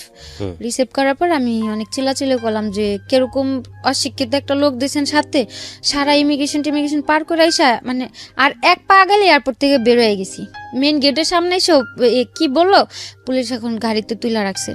তারপর বললো যে আচ্ছা ঠিক আছে, সমস্যা নেই, ইমিগ্রেশন পার হয়েছে? বললাম হ্যাঁ। পরে বললো পাসপোর্টের ইমিগ্রেশনের থেকে সিল দিছে, মানে একটা চপের মতো দেয়, ওইটা দিয়েছে? আমি বললাম যে হ্যাঁ দিছে। তাহলে আর কোনো সমস্যা নেই, ওটা তোমাকে নিয়ে এমনি ঘুরে আগে ছাইড়া দিব, তোমাকে জেলে আর ঢুকাইতে পারবো না, কিচ্ছুই না, রাগারাগি কোনো, নর্মাল থাকো, মানে দেখা যাতে বুঝতে না পারে যে তোমরা ভয় পাইতেছো বা কিছু একটা। তো বললাম যে ঠিক আছে। তো 1 ঘন্টা 1.5 ঘন্টা মতো ঘোরাঘুরি করার পর যে এজেন্টের মাধ্যমে আমরা গেলাম, মানে সাথেও একটা লোক ছিল আমাদের, ওই লোকটা তারপর ওই মালয়েশিয়ার রিঙ্গিত 4000 রিঙ্গিতে আমাদের 2জনের ছুটা নিল এয়ারপোর্ট থেকে ঘুষ দিয়ে। তারপরে বাসাতে গেলাম, যাওয়ার পরে ওই দিন আর কিছু হয়নি, সকালবেলা আমি ফ্রেশ হয়ে রেস্ট করলাম, যেহেতু 2-3 দিনের জার্নি। তারপর ছিলাম, গেল 1 সপ্তাহের মতো রেস্ট করলাম। রেস্ট করার পরে ওই আপুর সাথে কথা বলতে বলতে একটু ফ্রি হলাম। মেন যে লোকটা ছিল ওই আপুটাই, আর ভাইয়াটা মানে যেমন ওনারাও গার্লফ্রেন্ড বয়ফ্রেন্ড ছিল, হাজবেন্ড ওয়াইফ না, মানে মেয়েটা যেমন ব্যবসা করতো, ওই ভাইয়াটা তাকে সাপোর্ট করতো। হ্যাঁ, যে মেয়েটা ব্যবসা করতো উনিও বাঙালি। তো আমি বললাম যে আপু 1 সপ্তাহ হয়ে গেছে, তো আমার কোথায় কাজে দিবেন বা কি, কিছু তো বললেন না। পরে বললো থাকতে থাকো, তোমার তো সমস্যা নেই, তুমি থাকতে থাকো, সময় হলে আমরাই তোমার কাজে পাঠাম। তো আমি আর কিছু বলি না, ভাবলাম হয়তো যেহেতু বললাম সে পার্লারের কাজ, হয়তো যে প্রসেসটা আমার কাজে দেবে ওই জায়গাটা খালি নেই। ওই একদিন রাত্রে আমার বলতেছে যে তুমি রেডি হও, তোমার কাজে যাইতে হবে। তা আমি বললাম যে রাত্রেবেলা আমি কিসের কাজে যাব? পরে বললো যাও। তো যাওয়ার পরে দেখি যে মানে ওই জায়গাতে আর কি, যে জায়গাতে মেয়েরা কাজ টাজ করে ওই জায়গাতে আমার নিয়ে গেছে। তারপরে আমি বললাম যে আমার এই জায়গায় নিয়ে আসছেন কেন? পরে বললো কেন তোমার কি বলেনি তুমি কি কাজে আসছো? আমি কো আপু, তো আমি যে আজকে 1 সপ্তাহ 2 সপ্তাহ ধরে ঘরে আছি, আপু আমার একবারের জন্য বললো না যে আখি তুমি এই কাজটা করবা, বা আমার দেশেতেও তো বইলা পাঠালাম পার্লারের কাজ করবো, তো এটা আমার কি জায়গাতে নিয়ে আসলেন? পরে বলতেছে এটা message centre. Massage centre? Okay. তো আমি বললাম মেসেজ সেন্টার, তো আমি তো মেসেজ টাসেজ করতে পারি না, পার্লারের কাজ দিন, আমার মেসেজ সেন্টার আনবে কেন? পরে বললো যে চুপচাপ থাকো এই জায়গাতে, অন্তত কোনো ক্যাচাল করো না, ভালো হবে না। ওই জায়গার বস টস গুলো ছিল চীনা। তা আমি বললাম কেন আমি এই জায়গাতে থাকুন? তা আমি চিল্লাচিল্লি করে উঠে নিলাম। আমার বললো যে দেখো বেশি চিল্লাচিল্লি বা বেশি জোর দেখো এই জায়গাতে তুমি বেশি কিছু করতে পারবা না। এছাড়া ওইদিকে যে মানে সব মেয়ে, তারপর যে কাস্টমার আসতো সবগুলো বাঙালি, সব বাঙালি, নেপালি, পাকিস্তানি এগুলা ছিল। আবার ওই দেশের লোকজনও ছিল, মানে সব মিক্স করা, কোনো এক জাতের কিছু না। তারপর ওদিন রাত্রে মানে যেহেতু ওই জায়গাতে আমি কিছু করতে পারতেছি না, আমি আর কিছু বললাম না। পরে বাসা আসার পর খুব চিল্লাচিল্লি করলাম যে আমার যাতে এগুলা বলে নাই বা আমি এগুলো করুম না, আমার দেশে পাঠা দেন। আমি এগুলোর জন্য আসিনি, আমার বাড়ি পাঠা দেন। পরে বললো বাড়িতে টাকা দিতে বলতে তোরে দেশে পাঠা দিন। মানে এখন বলতেছে বাড়ি থেকে টাকা পাঠাও, তাহলে দেশে পাঠাই দিব। তো পরে আমি বললাম যে বাড়ি থেকে টাকা দিব, আমার তো বাড়িতে এরকম কোনো পরিস্থিতিও নাই, আমার বাবা চালায় রিক্সা, আর ভাইও তেমন একটা মানে ভালো পর্যায়ে নেই যে আমার কেউ 2-3 লাখ টাকা দিয়ে আমার এখান থেকে নিব। তারপর বললো তাহলে কথা বললো না, এ জায়গা যদি মাইরা ফেলায়ও দেই তাও মনে করে কেউ কোনোদিন খোঁজও নিতে পারবো না বা আমাদের কিচ্ছু হইব না, তার চাইতে ভালোভাবে কাজ করো, সেটাই তোমার জন্য ভালো হবে। দেখেছেন, যাওয়ার সময় নিয়ে গেছে জামাই আদরে এবং তারপরে বাধ্য করছে প্রস্টিটিউশনে। And the thing is that ওই সময়টা যদি ওখান থেকে চলে আসতে চায় তাহলে টাকা দিতে হবে, এবং কারণ তারা হচ্ছে টাকাটা ইনভেস্ট করেছে, তারা খুব ভালো করে মেয়েটার ব্যাকগ্রাউন্ডটা জানে যে মেয়েটাও ফিরে আসতে পারবে না। আমার এই অনুষ্ঠানটা একেবারে প্রান্তিক পর্যায় থেকে শুরু করে সারা বাংলাদেশের মানুষ এই অনুষ্ঠানটা দেখে। সো আমি মনে করি বিশেষ করে মেয়েরা যারা আছেন, যারা বিদেশে যান, এইভাবে যান, তারা আজকের এই অনুষ্ঠানটা অনেকবার দেখবেন, একবার দেখবেন না, অনেকবার দেখবেন, because the story just began, গল্পটা শুরু হয়েছে মাত্র। তারপর কি হলো? তারপর এগুলা বলার পরে মানে খুব কান্নাকাটি করলাম, মানে কি করলাম। তারপরে ওনারা বললো যে দেখো এখন কান্দাকাটি করে এদিকে নাটক করে লাভ হবে না, সুস্থ মতো কাজের জায়গা দিয়ে কাজ করবা, কোনো রকম কোনো ফাজলামো বা কিছু করার চেষ্টা করবা না। তারপরে আমি বললাম যে দেখেন ভাই আপনাকে, আচ্ছা ঠিক আছে আমি কাজ করুম, আপনাদের কতদিন কাজ করে দিলে আপনাদের টাকা শোধ দেবো, আরে তাও আমার মানে কতদিন পর আমার বাড়ি পাঠা দিবেন। পরে বললো যদি কমও করো অন্তত 6 মাস করতে হবে। তারপরে মানে অনেকভাবে মানে ম্যানেজ করার চেষ্টা করছিলাম যে হয়তো আমার আরো অল্প কিছু দিনের মধ্যে যাতে পাঠায় দেয়। তো আর তখন তো আমি ওই জায়গায় কাজের বা টাকার হিসাবটাও বুঝতাম না। তারপর বললো যে এত টাকা, মানে এখন আমার খালি হিসাব দেখাইতেছে যে এই জায়গায় এত টাকা খরচ দিছে, ওটা খরচ দিছে, এগুলা দিতে হইব না, এগুলো তো তোমার বাপে দেয় না টাকাগুলা, আমাদের খরচ দিছে টাকাগুলা তো দিয়া যাইতে হইব। তারপর আর কিছু বললাম না, যেহেতু আমার আর করার মতো কোনো পথ নেই। আর কথা বলতে গেলেই বলে যে, আর নিজের চোখেও দেখতাম মানে মেয়েদের এত বাজে পরিমাণে মারধর করতো, মানে বলার বাইরে। ওইগুলা দেখলে যে কোনো মানে যারা ভয় পায় বা মারধর খায় অভ্যাস নেই, যে কোনো মেয়ে ওই ভয়তে আলা যা করতে বলবো তা করতে রাজি হইব। এই মারধর কি বাঙালিরাই করতো? হ্যাঁ, বাঙালিরাই, মানে যে যাদের কাছে যাইতো ওদের কাছ মানে ওরাই মারামারি করতো। আমি যে জায়গা ছিলাম ওই জায়গাতে তেমন করে মারামারি দেখি নাই আমি, কিন্তু যে জায়গায় কাজে দিছিল ওই জায়গাতে সকালে কাজে গেলে দেখতাম যে কোনো মেয়ে আসছে গাল কাইটে গেছে, চোখের দিক দিয়ে কালো হয়ে আছে, কারো খুচুন পোড়া দিয়ে লাগাই দিছে। কি পোড়া? যে রান্না করে খুন্তি আছে না, ওই খুন্তি দিয়ে, হ্যাঁ ওগুলা পুড়ে লাগাই দিছে, কারো মাইরে মাথা ফাটায় রাখছে। মানে ওইগুলা দেখলে আরো ভয় করতে যে বাসায় যা যদি আমি আরো মানে এগুলা নিয়ে চিল্লাচিল্লি করি, যদি আমারও এরকম মারে। আর আমি যে হালে আছি, আমি তো বাড়িতে ফোনটা যদি এগুলা বলি বা দেখে তো ডাইরেক্ট মানে মানে খুব খারাপ পর্যায়ে চলে যাবো, ওরা কিছু করতে পারবো না, বাড়িতে একটা টেনশন থাকবো। আর শুধু শুধু টেনশন দিয়ে তো লাভ নেই। এমন হতো আমি বললো টাকা দিয়ে আমার নিতে পারবো, তাহলে হয়তো আমি জানাইতাম, যেহেতু আমার কোনো দিকই নাই। আর ওগুলো দেখে খুব ভয় করতো, এর জন্য মানে কারোর কিছু বলতাম না, আমি চুপচাপ কাজ করতাম। প্রথম মাস গেল, যাওয়ার পরে মানে কাজ করলে খুব আদর করতো, বা যদি বলতাম যে আপু খুব খারাপ লাগতেছে বা অসুস্থ, আমি কাজে যেতে পারবো না বা কাজ করার মতো পরিস্থিতিতে নাই, তাইলে মানে খুব বাজে ব্যবহার, চিল্লাচিল্লি, বাজে বাজে কথা। তো ওইসব ভয়তে কাজ হয়ে গেতাম না। আমার ব্যাগের মধ্যে সবসময় ব্যথার জ্বরের এই ওষুধগুলো সবসময় কিনা থাকতো, অন্তত পক্ষে প্রতিদিন কাজে যাওয়ার সময় একটা, মাঝে একটা, লাস্টে একটা, প্রতিদিন 3টা ব্যথার ওষুধ আর 3টা জ্বরের ওষুধ আমার ফিক্সড করা ছিল। তারপরে 1 মাস কাজ করলাম। কাজ করার পরে মানে তারা বাংলাদেশে যেরকম মানুষ ইয়াবা খায় না, ওই মালয়েশিয়াতে ইয়াবা না, কিন্তু ওই যে লবণের মতো কিছু একটা আছে, মানে আইস, ওই ইয়াবার চেয়ে তো মারাত্মক। ওটা যদি একটানা কন্টিনিউ কেউ 6 থেকে 7 মাস মানে ওটা সেবন করে, মানে এতে 100% এতে মানে ওই লোকটা মানে পুরো মেন্টাল হয়ে যাবে। এগুলো খাওয়াতো? হ্যাঁ, ওইগুলো ওনারা খাইতো, মানে ওইগুলা খাইলে মানে প্রচুর পরিমাণে কাজ করা যেত। আচ্ছা, মানে কোনো ব্যথা বা কোনো খারাপ লাগা বা কোনো ফিল আসতো না, কিন্তু কাজ করা যেত প্রচুর পরিমাণে। সো আপনাকে এগুলো খাওয়াতে বাধ্য হ্যাঁ, করতো? তারপরে ওনারা বললো যে এটা খায়া দেখো, তোমার কাজ করতে সমস্যা হবে না, এটা ভালো এই সেই। তারপরে কিছু বললাম না, ওই জায়গার মেয়েরা মানে সবাই কম বেশি এগুলা, তারপর বিয়ার, মদ, সিগারেট, এগুলো সবাই নর্মালি খুব করতো। তো এগুলাতে কিছু তো জড়িত ছিলাম না। তারপর ওটা একদিন করলো, তারপরে ট্রাই করার পর দেখলাম যে হ্যাঁ, ওটা খায় তো কাজ করলে কোনো রকম কোনো রিয়াকশন হচ্ছে না শরীরে, বা মানে ওনাদের গালিও শুনতে হইতেছে না, আমার কাজ হইতেছে, আমি তো বাড়িই চলে যাম, আমি বেশি কাজ করতে পারলাম আর আরো জলদি দেশে পাঠিয়ে দিব। তো এই হিসাব করে তাদের মতো করে যখন বলতো এটা নিয়ে কাজ করো, ওইভাবে কাজ করতাম, যখন না দিত ওইভাবে কাজ করতাম না। এক পর্যায়ে ওনাদের কথা মতো নিতে নিতে মানে ওটা আমার একটা নেশার মতো হয়ে গেল, এই আইসটা। মানে ওটা ছাড়া আমি এখন থাকতে পারতেছি না। ওহো, মানে নর্মালি কাজ করা আমার পক্ষে সম্ভবই হয় না। আমি কাজের জায়গায় যা দাঁড়াইলেই আমার প্রচুর রাগ উঠা যায়, কেউ কথা বললে মন চায় আমি মাইরা দিই, মানে এরকম পর্যায়ে চলে গেলাম। এখন আমার মানে এখন আর তাদের দিতে হয় না এটা, এখন আমি এটা খুঁজে বেড়াই যে আমার এটা নিতে হবে, নাহলে তো আমি কাজ করতে পারতেছি না। করতে করতে গেল প্রায় 6 মাস গেল। ওই জায়গায় লোকের মাত্রা ছিল, মানে শনিবার আর রবিবার হচ্ছে মালয়েশিয়াতে হলিডে, মানে সাপ্তাহিক ছুটি থাকে। শনিবার অন্তত কমপক্ষে 30টা কাজ করতে হতো, আর রবিবার এমনও দিন যেত, এমনও রবিবার যেত 70টা 80টা এরকম কাজ করতে হতো। আর নর্মালি পার ডে 20টা 15টা 25টা এরকম ফিক্সড করা ছিল। ওখানে কি পরিমাণ মেয়ে, মানে বাঙালি মেয়েরা দেখেছেন আপনি? প্রচুর পরিমাণ, প্রচুর, মানে এক একটা জায়গাতে 15 থেকে 20টা মেয়ে বাঙালি থাকতো। তার মধ্যে আবার 4-5টা, সবারই কি এরকম যে কেউ ইচ্ছাকৃত ভাবে করতেছে, কেউ হয়তো যে বাধ্য হয়ে যাওয়ার পরে কাজ করতে করতে যখন মানে টাকার হিসাবটা বুঝা গেছে তখন ইচ্ছাকৃত ভাবে করতেছে। হয় না, অনেকে ভাবে না যে হয়তো বাধ্য হয়ে খারাপ পথে যেহেতু চলে আসছি আর কি হবে কাজ করে টাকা নিয়ে যাই, হয় না, ওরকম ভাবে অনেক কেউ আছে। কেউ যেমন আমাদের মতো নতুন গেছে, তার হয়তো কেউ বাধ্য হয়ে মারধর খায় কাজ কাম করতেছে। তারপর যারা এজেন্ট ছিল, এজেন্টেরাও কিছু কিছু এজেন্টেরাও কাজ করতো, মেয়েদের দিয়েও কাজ করে। আপনি এই ছেলেটাকে ফোন দিলেন না, যে বাংলাদেশে যে ছেলেটা আপনাকে পাঠালো, ওকে ফোন দিয়ে বললেন না যে তুমি আমাকে জেনে শুনে এখানে কেন পাঠালে? আমি বলছি, উনি বললো যে আমার এগুলা বলে নাই। উনিও বাংলাদেশ থেকে অনেক প্রেশার দিল, প্রেশার দেওয়ার পর ওনারও বললো যে টাকা পাঠা দাও, পাঠা দিই, সমস্যা নেই। Nothing is free. আপনাকে মাগনা মাগনা ইচ্ছে নিয়ে গিয়ে আপনাকে একটা সুন্দর কাজ দিবে, এটা মনে করার কোনো কারণ নেই। প্রথম কথা হচ্ছে এগুলো ইল্লিগাল।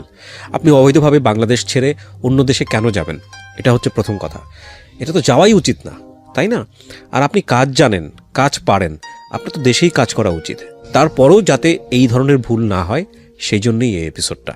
ওকে, তারপর 6 মাসের কাছাকাছি যখন চলে আসলাম, তখন তো নর্মালি আমিও কিছুটা নর্মাল হয়ে গেছি, যেহেতু আমার 4-5 মাস অভ্যস্ত হয়ে গেছেন, 4-5 মাস যাবত এগুলো করাইতেছে। তখন আমার মাথাও নর্মালি একটা এরকম থিঙ্ক আসলো যে যাক, এ জায়গা তো প্রচুর পরিমাণে কাজ করায়, আর হয়তো আমি যদি তাদের সাথে মানে বৈশা 6 মাসের যেহেতু আমার কন্ট্যাক্ট শেষ হলে যদি আমি তাদের সাথে বৈশা মানে 50-50-তে কাজ করতে পারি, হয়তো আমি যে উদ্দেশ্যটা, বাইরে তো আমার যাওয়ার উদ্দেশ্য ছিল টাকাটা, আর বাইরে যাওয়ার আগে মনে করতাম কি যে মানে টাকা হইলে সবার ভালোবাসা কিনতে পাওয়া যায়, বাপ মা হোক ভাই বোন হোক সবারটাই পাওয়া যাবে। দেখতাম মানুষ ভালো মন্দ খাইতে পারলে ভালোভাবে কথা বলে, তা আমি তাই ভাবতাম টাকা দিয়ে বুঝি সবার ভালোবাসা আমি কিনতে পারবো। আমি যদি সবাই টাকা পয়সা দেই, সবাই মনে আমার আদর করবো, আমার সাপোর্ট করবো, যে জিনিসটা আপনার চাইল্ডহুডে মিসিং ছিল, হ্যাঁ ছোটবেলায় আপনি পান। হ্যাঁ, আর তারপর যখন মানে যে কোনো জায়গায় এখনো পর্যন্ত যদি কাউরে দেখি না পোলাপান মানে মাদের সাথে চলাফেরা করে, বা মারা যখন বাচ্চাদের আদর করে, মানে এই জিনিসটা ছোট থেকে বুঝি নাই, কিন্তু এখন এটা নিয়ে খুব খারাপ লাগে যে কত মানুষের মানুষ বুড়া হয়ে যায় কিন্তু মানুষের বাপ মার কিছু হয় না। আর আজকে যদি আমার মাটা বাইচা থাকতো, হয়তো আমাদের কারো লাইফটা এরকম মানে এরকম ছিন্ন ভিন্ন একটা পর্যায়ে এসে ধার হইতো না, বা আমারও এই সিচুয়েশন গুলার মুখোমুখি কোনোদিন হইতো না। তো এই জন্য আপনার মনে হয়েছে টাকা ইনকাম করি, টাকা ইনকাম করলাম, যদি সবাই টাকা পয়সা দিতে পারে, সবাই বুঝে আমার একটু আদর করবো, হোক না টাকার বিনিময়ে, তারপর সবার থেকে একটু ভালো ব্যবহার তো আমি পাবো। তো যখন 6 মাস গেল, তখন আমি ভাবলাম যে থাক, আমি তো এই জায়গাতে কি খারাপ হলে আছি ভালো হালে আছি তা তো আর কেউ দেখতেছে না, সবাই তো মনে করে আমি খুব ভালো হালে আছি।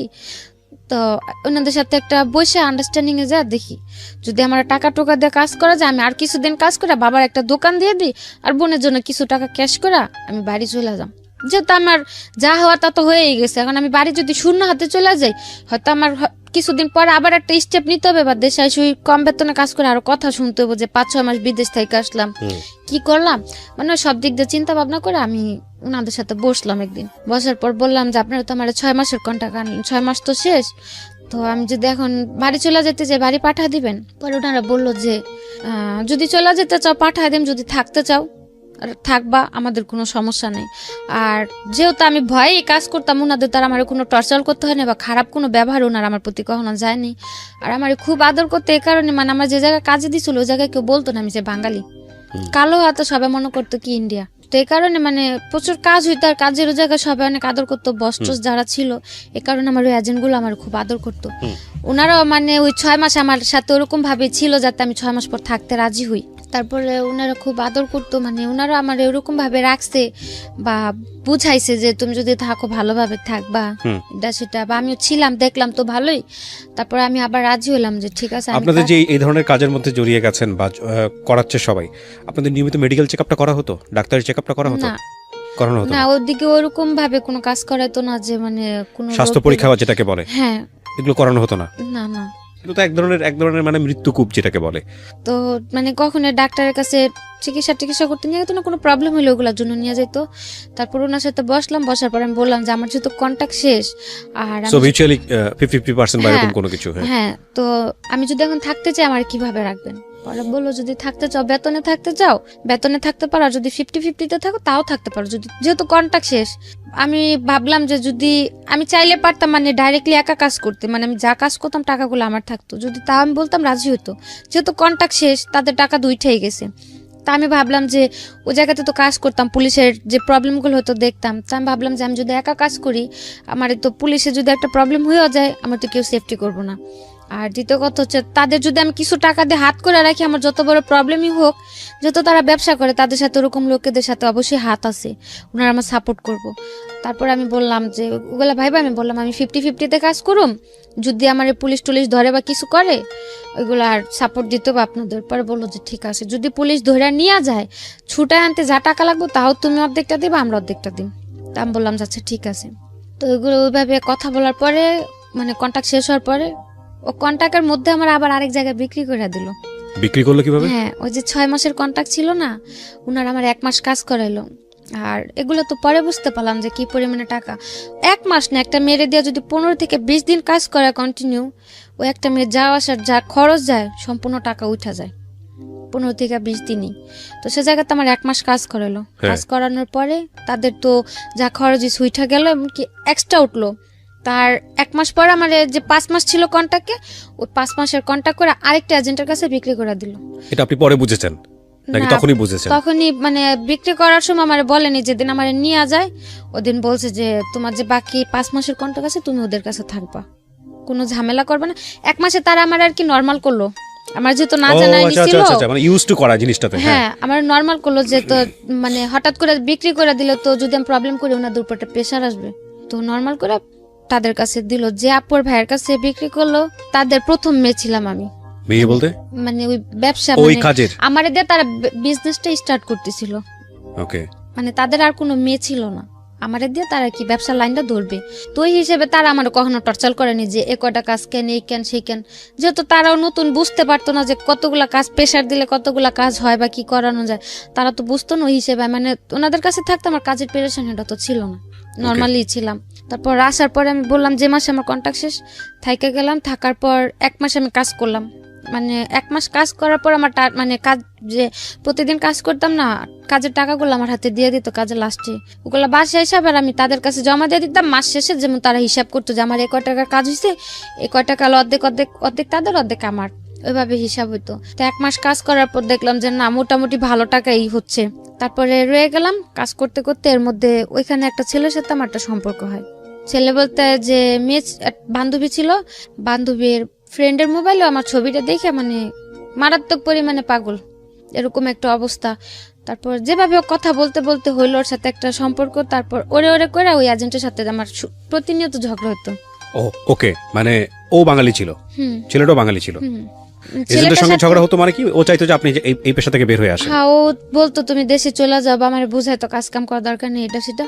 আর এজেন্টে হয় কি নর্মালি ওই জায়গাতে যে কোনো মেয়ে সব সম্পর্কে তো জড়াইলে, কোনো প্রেম প্রীতিতে জড়াইলে ওইখান থেকে পালা যায়। আর ওনারা আমার এতদিন রাখছিল, অন্তত আমার প্রতি তাদের এতটুকু বিশ্বাস ছিল আমি যাই করি না কেন পালায় কোথাও যাবো না। পালা যাওয়ার হলে আমি আরো আগেই চলে যেতাম, যেহেতু 6-7 মাসে কোথাও যাই নাই, যাবো না। তাদের সাথে ঝগড়া এই কারণেই ওই ওর সাথে ফোনে টোনে কথা বলতাম বা দেখা করতাম, ওই দিকে মানে থিঙ্কিংটা থাকাতে আমার এদিকে কাজগুলো কম হইতো, যাতে তাদের প্রবলেম হইতো না। এই নিয়ে মানে খুব ভাবে চিল্লে ঝগড়াঝাটি চলতোই প্রতিনিয়ত, যে ওর সাথে কথা বলো না, এরকমটা হয় এই জগতের মেয়েদের সাথে ছেলেরা রিলেশন করে টাকা টুকা খায় তারপরে ছাইরা দেয়, কিন্তু এগুলোর কোনো ভবিষ্যৎ নাই, তুমি ওরা ছাইরা দাও। আর ওর সাথেও তেমন একটা সম্পর্কে জড়াইতে চাইতাম না, কারণ প্রথমে তো একটা ডস খাইলাম, আপন খালাতো ভাই, আর এ তো হচ্ছে খারাপ জায়গা থেকে পরিচয়, তো তেমন একটা কেয়ার করতাম না। কিন্তু ও আমার সবসময় বোঝাইতো যে আখি দেখো মানুষ কিন্তু জীবনে একা কোনো পথে পাড়ি দিতে পারে না, মানুষের চলতে একটা মানুষের সাপোর্ট লাগে। মানে ওর সবচেয়ে একটা কথা আমার বেশি টাচ করে, ও আমারে বলে যে তোমার তো কেউই নেই, মা নাইকা বাপ থাইকাও নাই, ভাই বোনও তোমার দেখে না, নাহলে আমি তোমার সাপোর্ট হয়ে রইলাম। বাবা মা শিখাইছে ছোট থেকে যে একটা মানুষ যদি কোন একটা এতিমের সাপোর্ট করে তার নাকি অনেক সোয়াব হয়। ওই কথাটা বলাতে আমি মানে এতটুকু ভাবলাম যে যেহেতু ও আমার এতটুকু জিনিস বুঝতে পারছে যে আমার কেউ নাই, ও যেহেতু এই জিনিসটা বুঝতে পারছে যে আমি সবার ভালোবাসার কমতিটা ফিল করি বা মানে একটু যে সব দিক দিয়ে আমার খুব সাপোর্ট করতো আর আমার ওগুলো খুব ভালো লাগতো। তো যাক গেল, তার সাথে মানে তো ঝগড়াঝাটি করতে করতে 3 মাস সম্পর্ক চলার পরে তারপর 3 মাস চললো, 3 মাসের মধ্যে টুকটাক ঝগড়াঝাটি হলো। 18 ওকে কি আপনি বিয়ে করছিলেন? না, বিয়ে হয়নি। তারপর ওই 3 মাস সম্পর্ক থাকার পরে এর মধ্যে মানে ওই যে এজেন্টের কাছে ছিলাম তাদের মধ্যে মানে তাদের কাছে আমি টোটালি একটা কালার খেয়ে গেলাম যে মানে তারা এখন আমার আর মানে আগের মতো একটা কেয়ার করে না বা সহ্য করতে পারে না ও ছেলের সাথে সম্পর্কটা গভীর হতে। আর ও বলতো তুমি দেশে চলে যাও। তো গেল 2017 থেকে 18 মে পর্যন্ত এই ঘটনা। 18 মে মাসের 14 তারিখে আমি পুলিশে ধরলাম। পুলিশে ধরলো মানে কি অন স্পট? হ্যাঁ, কাজের জায়গা থেকে আচ্ছা। রেড দেওয়াতে আমরা 15টা মেয়ে ধরা খেলাম। ওকে, তো মালয়েশিয়ান পুলিশের কাছে? হ্যাঁ, ওটা ছিল এমনি তো নর্মালি পুলিশ, মানে ওদিকে তো পুলিশের এক একটা মানে আছে আইপিকেল টিপিকেল ইমিগ্রেশন, তো নর্মাল পুলিশে ধরছে দিক থেকে টাকা দিয়ে ছুটে আসা যায়। 9 তারিখে ধরলো, ধরার পরে যাওয়ার পথে আমি ওর ফোন দিয়ে বললাম যে এরকম ভাইয়ার কাছে আমার টাকা আছে, যদি আমার যত তাড়াতাড়ি সম্ভব আমার ছুটে নিয়ে আসতে বলবা, যেহেতু জানি যে নর্মাল পুলিশে ধরছে ওরা টাকা টুকা নিয়ে ছাইড়া দিব। তো বললো যাচ্ছে ঠিক আছে। তারপর 9 দিন পর আসলাম, তার আর কি উকিল ধরার পর পাসপোর্ট তো তাদের কাছে ছিল, ওইখান থেকে 9 দিন পর ছুটে নিয়ে আসলো, কোনো সমস্যা হলো না। তো ছুটে আনলো আমার 3,500 রিঙ্গিতে, সে জায়গাতে আমার বললো যে 13,000 রিঙ্গিত লাগছে, ওই টাকাটা আমার থেকে নিল। তো তারপর কোনো প্রবলেম হলো না। মানে হয় না একটা বাটপারি বিজনেস আর কি, 2 নম্বরই বিজনেস এবং তার মধ্যে যত রকমের বাটপারি আছে আর কি। হ্যাঁ, তারপর ওই মে মাসের 14 তারিখে ছুটে আসলাম। আসার পর 3-4 দিন রেস্টে থাকার পর আবার কাজে গেলাম। যাওয়ার পরে জুনের 24 তারিখে আবার ধরা খেলাম। আবার পুলিশ নিয়ে গেল? এবার পুলিশ নেই, এবার ইমিগ্রেশন নিল। ইমিগ্রেশন নিয়েছে, ওকে। তারপর যেদিন ধরা খাইছি সেদিন আমার কাছে ফোনও ছিল না, মানে অসুস্থ ছিলাম, তো কাজে যাওয়ার নিয়ে আর কি তাদের সাথে একটু কথা কাটাকাটি হলো। ওনারা আমার বললো যে রাত্রে যদি ফোনে কথা বলো, দিনে তুমি সুস্থ থাকবা কোথা থেকে আর কাজ করবা কোথা থেকে। মানে আপনি যে ছেলেটাকে লাভ করেন তার সাথে কথা কাটাকাটি হচ্ছে? না, ও বললো যে তুমি কাজে যাও না, যেহেতু তুমি অসুস্থ কাজে যাও না। জ্বর ছিল কিছুটা, আর আমি আমার ওই এজেন্টদের বললাম, তখন তো 50-50, ইচ্ছা হলে কাজে যেতাম, ইচ্ছা হলে যেতাম না, কিছু বলতো না। তো আমি বললাম যে আমি আজকে কাজে যাব না, আর অসুস্থ থাকারই ছিল। ওই ঈদের 1 সপ্তাহ পরে ধরা খেয়েছি, তো যেমন ঈদ গেছে এই শুক্রবারে, আগামী শুক্রবারে ধরা খাইছি। ওই 7 দিন কাজের প্রচুর চাপ ছিল, তো দেখা যাচ্ছে ওই কারণে খুব অসুস্থ ছিলাম। আবার রাত্রে ঘুম কম, তোর সাথে কথা বলতাম, তো ধরা খেলাম। ওদিন কথা কাটাকাটি হতে বাসাতে ফোন টোন কিছু নেই, রাগ করে আমি এমনি কাজে চলে গেলাম। কাজে গেলাম সন্ধ্যা 7টার দিকে, 9টার দিকে ইমিগ্রেশনের পুলিশ সব উপরে উঠে গেল, নিচে দরজা টরজা কাইটা। তারপর ধরলো, ভালো কথা, বসা রাখছে। তারপরে গাড়িতে উঠছে, মানে পুলিশ ধরছিল পরে, তো তাও ফোন করার একটা অপশন ছিল যে ফোন করে ভালো মন্দ বলতে পারছি। এখন তো ইমিগ্রেশন ধরলো, আমার সাথে তো একে ফোন ছিল না, আর দ্বিতীয়তে যাদের ফোন ছিল সবার ফোন নিয়ে নিছে, আর আমার কারো নাম্বারও মুখস্থ ছিল না, শুধু ওই ছেলের নাম্বারটা ছাড়া। তারপর ওই বাঙালি আরেকটা মেয়ে, মানে এক সিরিয়ালে 4টা কোম্পানিতে অপারেশন দিছে। 4টা কোম্পানির মধ্যে মানে আমরা 4টা না 5টা ছিলাম বাংলা মেয়ে। তো আমার যেখান থেকে ধরছে ওইখানে আমি ছিলাম, আরেকটা মেয়ে ছিল। ওই মেয়ের ফোন নিয়ে নিছে, সাথের যে কোম্পানিটা ছিল ওই কোম্পানির একটা মেয়ের ফোন দিয়ে আমি ফোন করলাম ওই ছেলেরে। ফোন দিয়ে বললাম যে দেখো, আমার তো গতবার ছুটে আনছিল, পুলিশে ধরছিল, কিন্তু এবার তো ইমিগ্রেশনে ধরছে, আমার তো কোনোভাবে ছুটানো সম্ভব হবে না। তো আমার টাকা আছে, আমি যে ওই ঈদের 1 সপ্তাহ কাজ করছি বা পুরো মাস কাজ করছি, আমার পুরো মাসের টাকাটাই তাদের আছে। আমার বললো জরিমানা দিয়ে আমার দেশে পাঠা দিতে, যাতে অকারণে আমার কোনো জেলে পড়ে না থাকতে হয়। তো বললো আচ্ছা ঠিক আছে। মালয়েশিয়ার জেল সম্পর্কে জানতেন না? আগে কোনো আইডিয়াও ছিল না, বা ওরকম কারোর সাথে কথা হয়নি জেলটা কিরকম। মানে আপনাদের সবাইকে বলছি যে মালয়েশিয়ার জেল জীবনটা কতটা ভয়ানক হতে পারে, এটার উপর একটা এপিসোড আছে এই চ্যানেলে। এটা ইউটিউব জীবন গল্পের পার্ট নাম্বার 1। তাহলে বুঝবেন যে মালয়েশিয়ার জেল জীবনটা কতটা ভয়ানক। বলেন তারপর ওইখানে একটা মেয়ের ফোন ছিল, ওর ফোনটা দিয়ে আমি ফোন দিয়ে বললাম যে যেহেতু ইমিগ্রেশনে ধরছে, আমার তো কোনোভাবে ছুটানো সম্ভব হবে না। আর প্রথমবার যখন ধরা খেলাম তখন যে 9 দিন ছিলাম, ওদিকে তত একটা কষ্ট হয়নি, আর তার মধ্যে 2-3 দিনই ভাইয়ারা যা দেখা করছে, কারণ তখন তো আমার ছুটানোর জন্য ট্রাই করতেছিল, যা দেখা করে আসছে বা খাবার টাবার কিনা দিয়ে আসছে, সমস্যা হয়নি তত একটা। আর এমনিতে রাখছিল যেমন সেফটি রুমে ছিলাম, তো প্রবলেম হয়নি, আর জেলটা কি দেখিও নি তখন। তো বলার পর আর আমি বললাম যে যেভাবে সম্ভব হয় আমারে খুব শীঘ্র দেশে পাঠা দিতে বলবে, আমার যা টাকা আছে ওদের যথেষ্ট হবে আমার জরিপানাতে দেশে পাঠানোর জন্য, আমার যাতে জেলে না রাখি, আর পাসপোর্টটাও যেহেতু তাদের কাছে। তো বললো যে আচ্ছা ঠিক আছে, তুমি কোনো টেনশন করো না, কান্নাকাটি করো না, এদিক থেকে তাদের যতটুকু প্রেশার দেওয়ার বা যতটুকু কি করার আমি করুম, তুমি কোনো কান্নাকাটি করো না। আচ্ছা, গেল। তারপর 3 দিনের দিন যখন যাওয়ার পরে 3 দিনের দিন যখন স্টেটমেন্ট নিতে আনলো, তখন স্টেটমেন্ট দেওয়ার পর ওনারা আমার বললো যে তোমার পাসপোর্ট কার কাছে। আর পুলিশে ধরার পর যদি বলে যে এজেন্ট আছে বা কিছু, তাহলে হয়তো তার যেমন যদি আমি তখন বলতাম যে আমার এজেন্ট আছে, তাহলে হয়তো আমার এজেন্টটা খোঁজার জন্য আমার যে জায়গায় জেল হয়েছে 3 মাস, সে জায়গায় হয়তো 6 মাস 1 বছরও হইতে পারতো এজেন্টে খোঁজার জন্য। তো তারা যাওয়ার পরে শিখাই দিছিল যে যদি কোর্টে উঠায়, তাহলে যদি জিজ্ঞেস করে যে তোমার কি অপরাধ আছে নাকি, মানে মালয় ভাষাতে, তাহলে বলবা যে হ্যাঁ আমার অপরাধ আছে। যেহেতু আমি ট্যুরিস্টে ঢুকলাম, ভিসা তো 1 মাসের ছিল, তো কেস হইতো 2টা, একটা হচ্ছে কসং মানে ভিসা ছাড়া, আর একটা মাসাজ, 2টা কেস হইতো। তো বলছে যে কোর্ট উঠালে যদি জিজ্ঞেস করে যে তোমার দোষটা কি, তোমার কিনা স্বীকার করবা যে হ্যাঁ দোষটা আমার, তাহলে ওই কোর্টের থেকে শাস্তি মাফ করে দিব। আর যদি অস্বীকার করো, যতদিন স্বীকারোক্তি না দিবা অতদিন তোরে তোমার কোর্ট উঠাইতে থাকবো, জেল দিতেই থাকবো। 3 দিনের দিন যখন ডাকা এলো, তারপর স্টেটমেন্ট দেওয়ার জন্য আমার জিজ্ঞেস করলো আমার কি এজেন্ট আছে নাকি, আমি বললাম যে না। পরে বললো কিভাবে আসছি, বললাম মিথ্যা কথা, যে এমনি একটা ফ্রেন্ডের মাধ্যমে আসছিলাম, তো আমার কোনো এজেন্ট নেই। তারপর জিজ্ঞেস করলো পাসপোর্ট কোথায়, আমি বললাম যে পাসপোর্ট আমার রুমে আছে। বললো যে যদি কারোর ফোন তো পাসপোর্ট দিয়ে যাবো, আমি বললাম হ্যাঁ। তারপরে আমি ওই ছেলের ফোন দিয়ে বললাম যে আমার এজেন্টের নাম্বারটা দাও, আমার কাছে তো ফোন নাই, কারণ নাম্বার নাই। ওরে বললাম যে ভাইয়ার নাম্বারটা দাও, এখান থেকে ফোন দিতে বলছে পাসপোর্টের জন্য। তারপর ওর নাম্বার দিল, নাম্বার দেওয়ার পর ভাইয়ের ফোন দিলাম। ফোন দেওয়ার পরে বললাম যে ভাই এরকম এখন আমার কি করবেন, আমার দেশে কয়দিনের মধ্যে পাঠাবেন। উনি আমার বললো তুমি টেনশন করো না, হয়তো 7-8 দিনের মধ্যে তোমার দেশে পাঠিয়ে দিব। তা আমি আর বেশি কিছু বললাম না, জোর খাটানো তার আমার ভিতরে তার জোর খাটানোর সুযোগ নাই, বা আমি তার ফোনও করতে পারলাম না। তা আমি আর কিছু বললাম না। ওদিকে স্টেটমেন্ট দেওয়ার পরে নিয়ে আসলো, আসার পরে 14 দিন পর আমাদের কোর্টে উঠাইলো। যে জায়গা বললো 9 দিনের মাথায় আমি দেশে চলে যাবো, জায়গায় 14 দিন হয়ে গেল, কোর্টে গেলাম। তো কোর্টে যাওয়ার দিন ভাবলাম হয়তো কোর্টে যায় ভাইয়াদের দেখা পাবো, তো তারা আসতে পারে কোর্টে, যেহেতু কোর্ট উঠাবো, দিক থেকে হয়তো কেস সেটেল করে দেশে পাঠা দিবে না, তো ছুটায় নিয়ে যাবো। তারপর 14 দিন পর কোর্টে উঠালো, কেউ আসে নাই ওই জায়গাতে, আর আমার ফোন ছিল না, আমি কারো ফোনও দিতে পারিনি। 14 দিন পরে কোর্টে উঠানোর পরে কোর্টের থেকে রায় দিল যে আরো 14 দিন থাকতে হবে, আরো 14 দিন পর আমাদের রায় দেবে। তারপরে গেলাম, আবার 14 দিন থাকলাম। ওই 14 দিন থাকার মধ্যে যে জায়গাতে ছিলাম, ওই জায়গাতে মানে অনেকের যেমন জেল হয়ে গেছে, কেউ টিকেটের জন্য বসে আছে, ক্যাম্পে ছিলাম, মানে মেন জেলে তখন নেয়নি, ক্যাম্পে রাখা হয়েছিল। তারপর ওই ক্যাম্পের অনেকে যারা বাড়ি চলে গেত, তাদের কাছে আমি ছেলের নাম্বারটা লিখে দিতাম, জ্বরে ফোন দিয়ে বললেন যে আমার এই তারিখে কোর্টে উঠাইবো, জানি ওরা কেউ আসে। তো ওই ইন্দোনেশিয়া মেরে দিতাম, বাংলা মানে যখন যে যাইতো তার কাছে আমি নাম্বার দিয়ে দিতাম, যাতে একটু ফোন দিয়ে জানা দেয় যে আমি এই তারিখে কোর্ট উঠুম, ওই কোর্টে আমি উঠাইবো, কোর্টের নামটাম বলে দিতাম। তারপরে গেল 28 দিন পরে কোর্টে উঠলাম, ওই দিনও কেউ নাই। 28 দিন পর আমাদের কোর্টের থেকে রায় দিল 2 মাস করে জেল।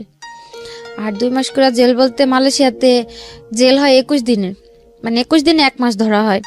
তো 21 দিন 2 মাসের জেল হলো, সে জায়গাতে 28 দিন তো আমাদের এমনি চলে গেল কোর্টের জন্য। 28 দিন কাইটা হাতে ছিল 13 দিন। ওই 13 দিন আমাদের আর কি মেন যে জেল, ওই জেলে পিঞ্জারাতে পাঠানো হলো। ওদিকে গেলাম, কোর্টের থেকে বের হওয়ার পরে মানে আমার কাছে ছিল 40 টাকা। জেলের অভিজ্ঞতা আমি শুনতে চাই, জেলে কেমন লাগতেছিল? জেলে তো ছিলাম মাত্র 14 দিন, আর ওদিকে অনেক মেয়েরা ছিল, তো কথাবার্তা বলতো, আর সারাদিন একা একা বসে থাক, শুধু কান্না করতাম। আর মেয়েরা খালি বলতো যে এত কান্না করতে পারে মানুষ, চোখ দিয়ে এত পানি পড়ে। সব কি বাঙালি? না, কোনো বাঙালি মেয়ে ছিল না, আমি একা ছিলাম। মানে আমার যে রুমে রাখা হয়েছিল, আমি ছিলাম ভিয়েতনাম, ফিলিপিন, মানে এক দেশের 2-1টা করে মেয়ে ছিল। কারণ আরো বাংলা মেয়েরা ছিল, সবার থেকে বয়স আমার কম ছিল, এই কারণে আমার আলাদা, মানে বয়স কম যে মেয়েদের ওদের সাথে রাখা হয়েছিল। আর যাদের বয়স বেশি ছিল তারা মানে সাথে যারা ধরা খাইছে সবাই একসাথে ছিল, আমার একা এক জায়গায় রাখা হয়েছিল। মানে আমাদের যে গ্রুপ ছিল ওর মধ্যে আমার এক জায়গায় রাখা হয়েছিল। ওদিকে যেমন অল্প বয়সে যারা, তাদের কোনো কাজ করাইতো না, বিকাল হলে খেলতে নিয়ে যেত, টিভি দেখাইতো, তারপরে ABCD এগুলো পড়াইতো, মানে ছোট বাচ্চাদের জন্য ওগুলো আলাদা। ওদিকে আর কি 12-13 বছর থেকে নিয়ে 21 বছর পর্যন্ত ওই জায়গায় রাখা হইতো। আর তখন তো বয়স ছিল 19, তো ওই জায়গাতে আমারও রাখা হয়েছিল। তো তেমন কষ্ট একটা হয়নি, কারণ বিকেল হলে বাইরে নিয়ে আসতো, হাঁটাহাঁটি। কষ্ট বলতে এতটুকু ছিল, জেল তো জেলই, তো খাবার দাবার শোয়া এগুলোতে একটু প্রবলেম ছিল। তারপর কোর্টের থেকে যখন পিঞ্জারায় পাঠালাম, ওই ছেলেরে ফোন করলাম যে তোমার আমি বারবার করে বললাম, ভাইয়ারে ফোন দিয়ে বললো আমার জন্য বাড়ি পাঠা দেয়, কিছু তো করলো না, বরং আজকে কোর্টের থেকে আমার 2 মাসের রায় দিয়ে দিল, 2 মাস জেলের। তা তুমি কি করলা? তো আমার কথাটা শুনে কান্না করে দিছে যে তোমার টাকা ছিল, তুমি বললা, তারপরেও তোমার এজেন্ট আমার থেকেও আরো 2000 রিঙ্গিত নিল, বললো যে টাকা আরো 2000 টাকা দিলে তোমার জরিপানাতে দেশে পাঠা দিব। তারপরেও টাকা দিল, মানে আমার কথাটা শুই না যেমন এক প্রকার ও পুরো হ্যাং হয়ে গেছে, যে এদিকে টাকাও দিল, ওদের সাথে তো কন্টিনিউ যোগাযোগ করতেছি, কিন্তু ওরা তো বলতেছে যে সব ওকে হয়ে গেছে, আমি দেশে চলে যাম 2-1 দিনের মধ্যে। ওই মুহূর্তে শুনতে পেলো যে আমার এখন পিঞ্জারাতে পাঠাইতেছে। তারপরে বললো যে দেখো আমার তো টাকা টুকাও নিল, আর পাসপোর্টও যেহেতু ওদের কাছে, আমার তো আর কিছু করার নাই, তখন আর কি করবো, কোর্টে তো রায় দিয়ে দিছে, এদিকে তো আর কিছু করার নাই, তো আর কতদিন থাকতে হইব? তারপর আমি বললাম যে আর 14 দিন বা 15 দিন আমার পিঞ্জারা থাকতে হইব। পরে বললো যে ওই দিক থেকে আসার পর টিকিট দিয়ে দিলে বাড়ি পাঠা দিব না? আমি বললাম যে হ্যাঁ, যেদিন আমার ওই পিঞ্জারা থেকে ক্যাম্পে পাঠাইবো 14 দিন পরে, আমার টিকিট আজকে টিকিট দিয়ে গেলে আমি কালকে বাড়ি চলে যেতে পারবো, আমার কোনো সমস্যা হইব না। পরে বললো যে আচ্ছা ঠিক আছে তুমি যাও, আমি তাদের সাথে কথা বলে রাখি যাতে তোমার টিকিটটা 14 দিনের মধ্যে পরে দেওয়ার জন্য তার প্রস্তুত নিয়ে থাকে। আমি বললাম যে আচ্ছা ঠিক আছে। তারপর 14 দিন ওই জায়গাতে গেল। 14 দিন পরে 1 তারিখে না যেন, আগস্টের 1 তারিখে মেবি 1 তারিখে না যেন 5 তারিখে আমাদের ক্যাম্পে আনলো। ক্যাম্পে আনার পরে আমি ওর ফোন দিলাম, ক্যাম্প যেদিনকে পিঞ্জারা থেকে ক্যাম্পে আনলো ওই দিন রাস্তা থেকে আমি ওর ফোন দিলাম, ফোন দিয়া গাড়িতে অন্য মানুষের ফোন দিয়ে। আপনি কি ওরে ভালোবাসতেন? হুম, আচ্ছা, ওকে। মানে আমার খুব কেয়ার করতো, একটু যে মানে যত প্রবলেম, বাড়ির প্রবলেম হোক বা আমার প্রবলেম হোক, সবকিছু তো খুব সাপোর্ট করতো। এর সাথে পরিচয় আপনার এই ধরনের কাজ করতে গিয়ে? না, ওই কাজের জায়গা থেকে নয়, ওইদিকে আমার একটা বান্ধবী ছিল। যাই হোক, আমি জানতে চাচ্ছি না। ওকে, তারপর ওরে ফোন দিলাম, ফোন দিয়ে বললাম যে দেখ আমার আজকে ক্যাম্পে পাঠাইতেছে, যত তাড়াতাড়ি সম্ভব ওতে পাসপোর্টটা নিয়ে আমার টিকিট দিয়ে দিও, আমি বাড়ি চলে যাম। ও কি করতো মারির সাথে? ও জব করতো ইঞ্জিনিয়ারিং এ, ইঞ্জিনিয়ারিং এ জব করতো, কম্পিউটারে। ওকে। বলার পরে আমি বললাম যে আমার আজকে ক্যাম্পে পাঠাইতেছে, যেভাবে সম্ভব আমরা বাড়ি পাঠা দেওয়ার করো, আর ওরা টাকা টুকা চাইলে তুমি আর টাকা দিও না, এখন আর আমার কোনো খরচ নেই, শুধু টিকিটটা কিনে দিব। আর নর্মালি একটা এজেন্টের দায়িত্ব থাকে যে একটা মেয়ে যদি ধরা পড়ে তার টাকা না থাকলে টিকিট কাইটা দেশে পাঠানোর।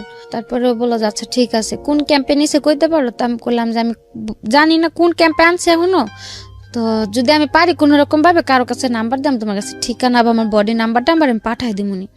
ও বললো যে আচ্ছা ঠিক আছে। তারপরে যখন ক্যাম্পে নিয়ে গেল, ক্যাম্পের নামটা আমি জানতে পারলাম, মানে ওই জায়গাতে একজন করে নেয়, যেমন সাথে টাকা টুকা জিনিসপত্র থাকলে সব জমা দিয়ে একটা রিসিপ্ট দেয়, একটা বডি নাম্বার দিয়ে দেয় যে কোন ব্লকে থাকবে কত বডি নাম্বার, ওইগুলো দিতে। মানে অনেক লোক ছিলাম তো, সিরিয়াল ছিল অনেক, তো প্রায় লাস্টের দিকে ছিলাম আমি, ওই সিরিয়ালগুলো দিতে দিই। তারপর আমাদের সাথে কিছু লোক ছিল নতুন ধরে আনছে, ওদের কাছে ফোন ছিল, এখান থেকে একটা ফোন নিয়ে আমি ফোন দিলাম আমার বাড়িতে মেজুয়াপুর গেছে, যে যেহেতু ও দিক দিয়ে প্রেশার দিতেছে, ওরাও যদি জানে, ওরা হয়তো এজেন্টের ফোনটা বলবো আমার টিকিটটা দিতে।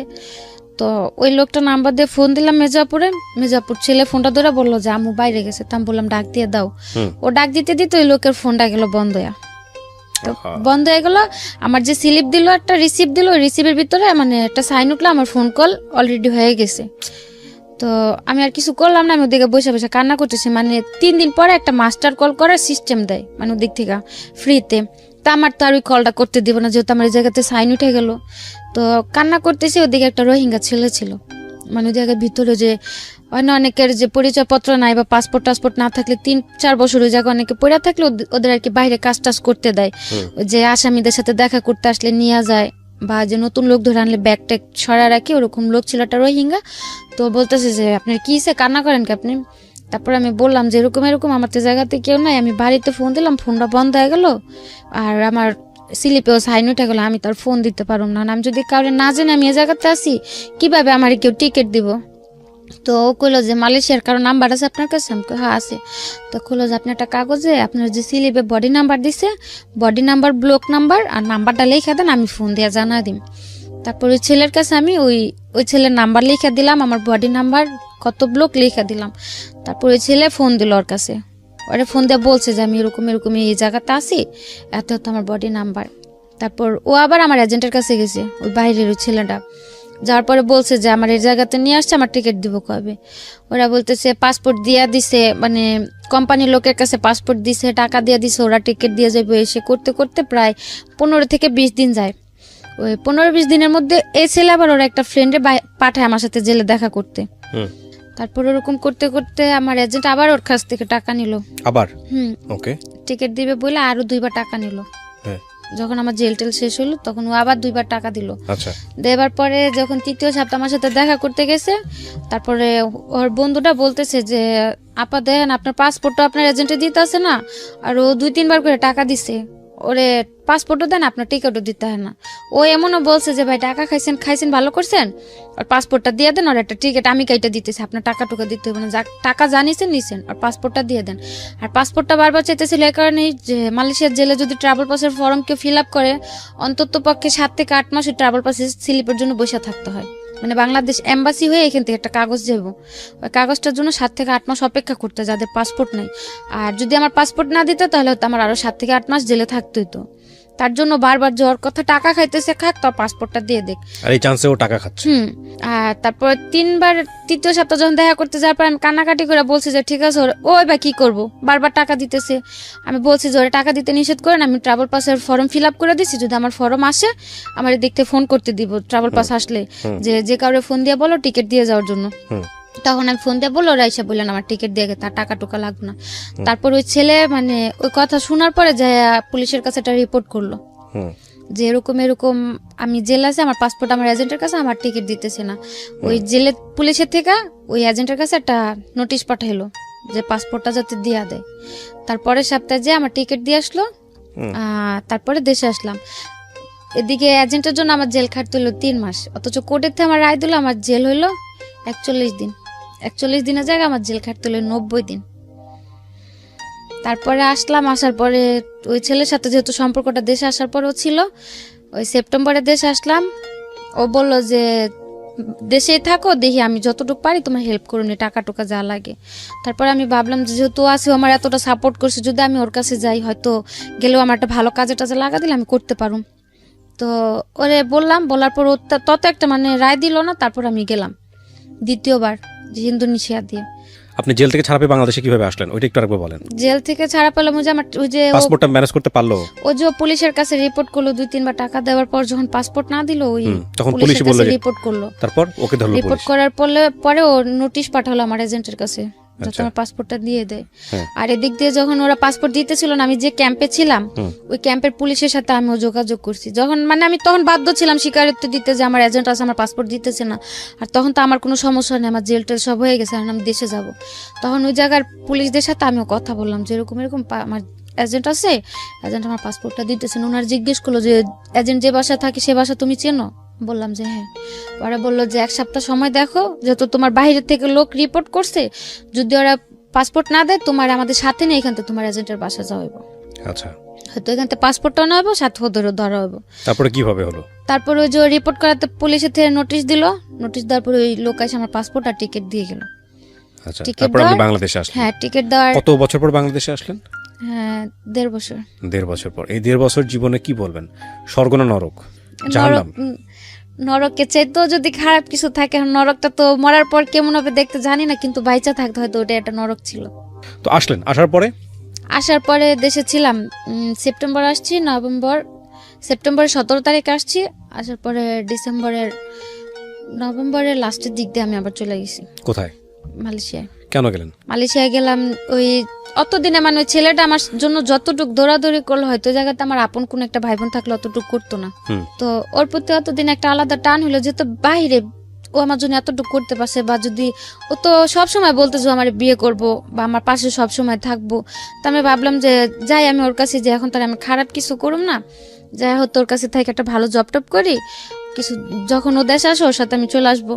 আসলে হয়তো তখন যদি বিয়ে শাদী করলো না, তোর দ্বারা আমি ভালো কিছু একটা করাতে পারলে আসলাম।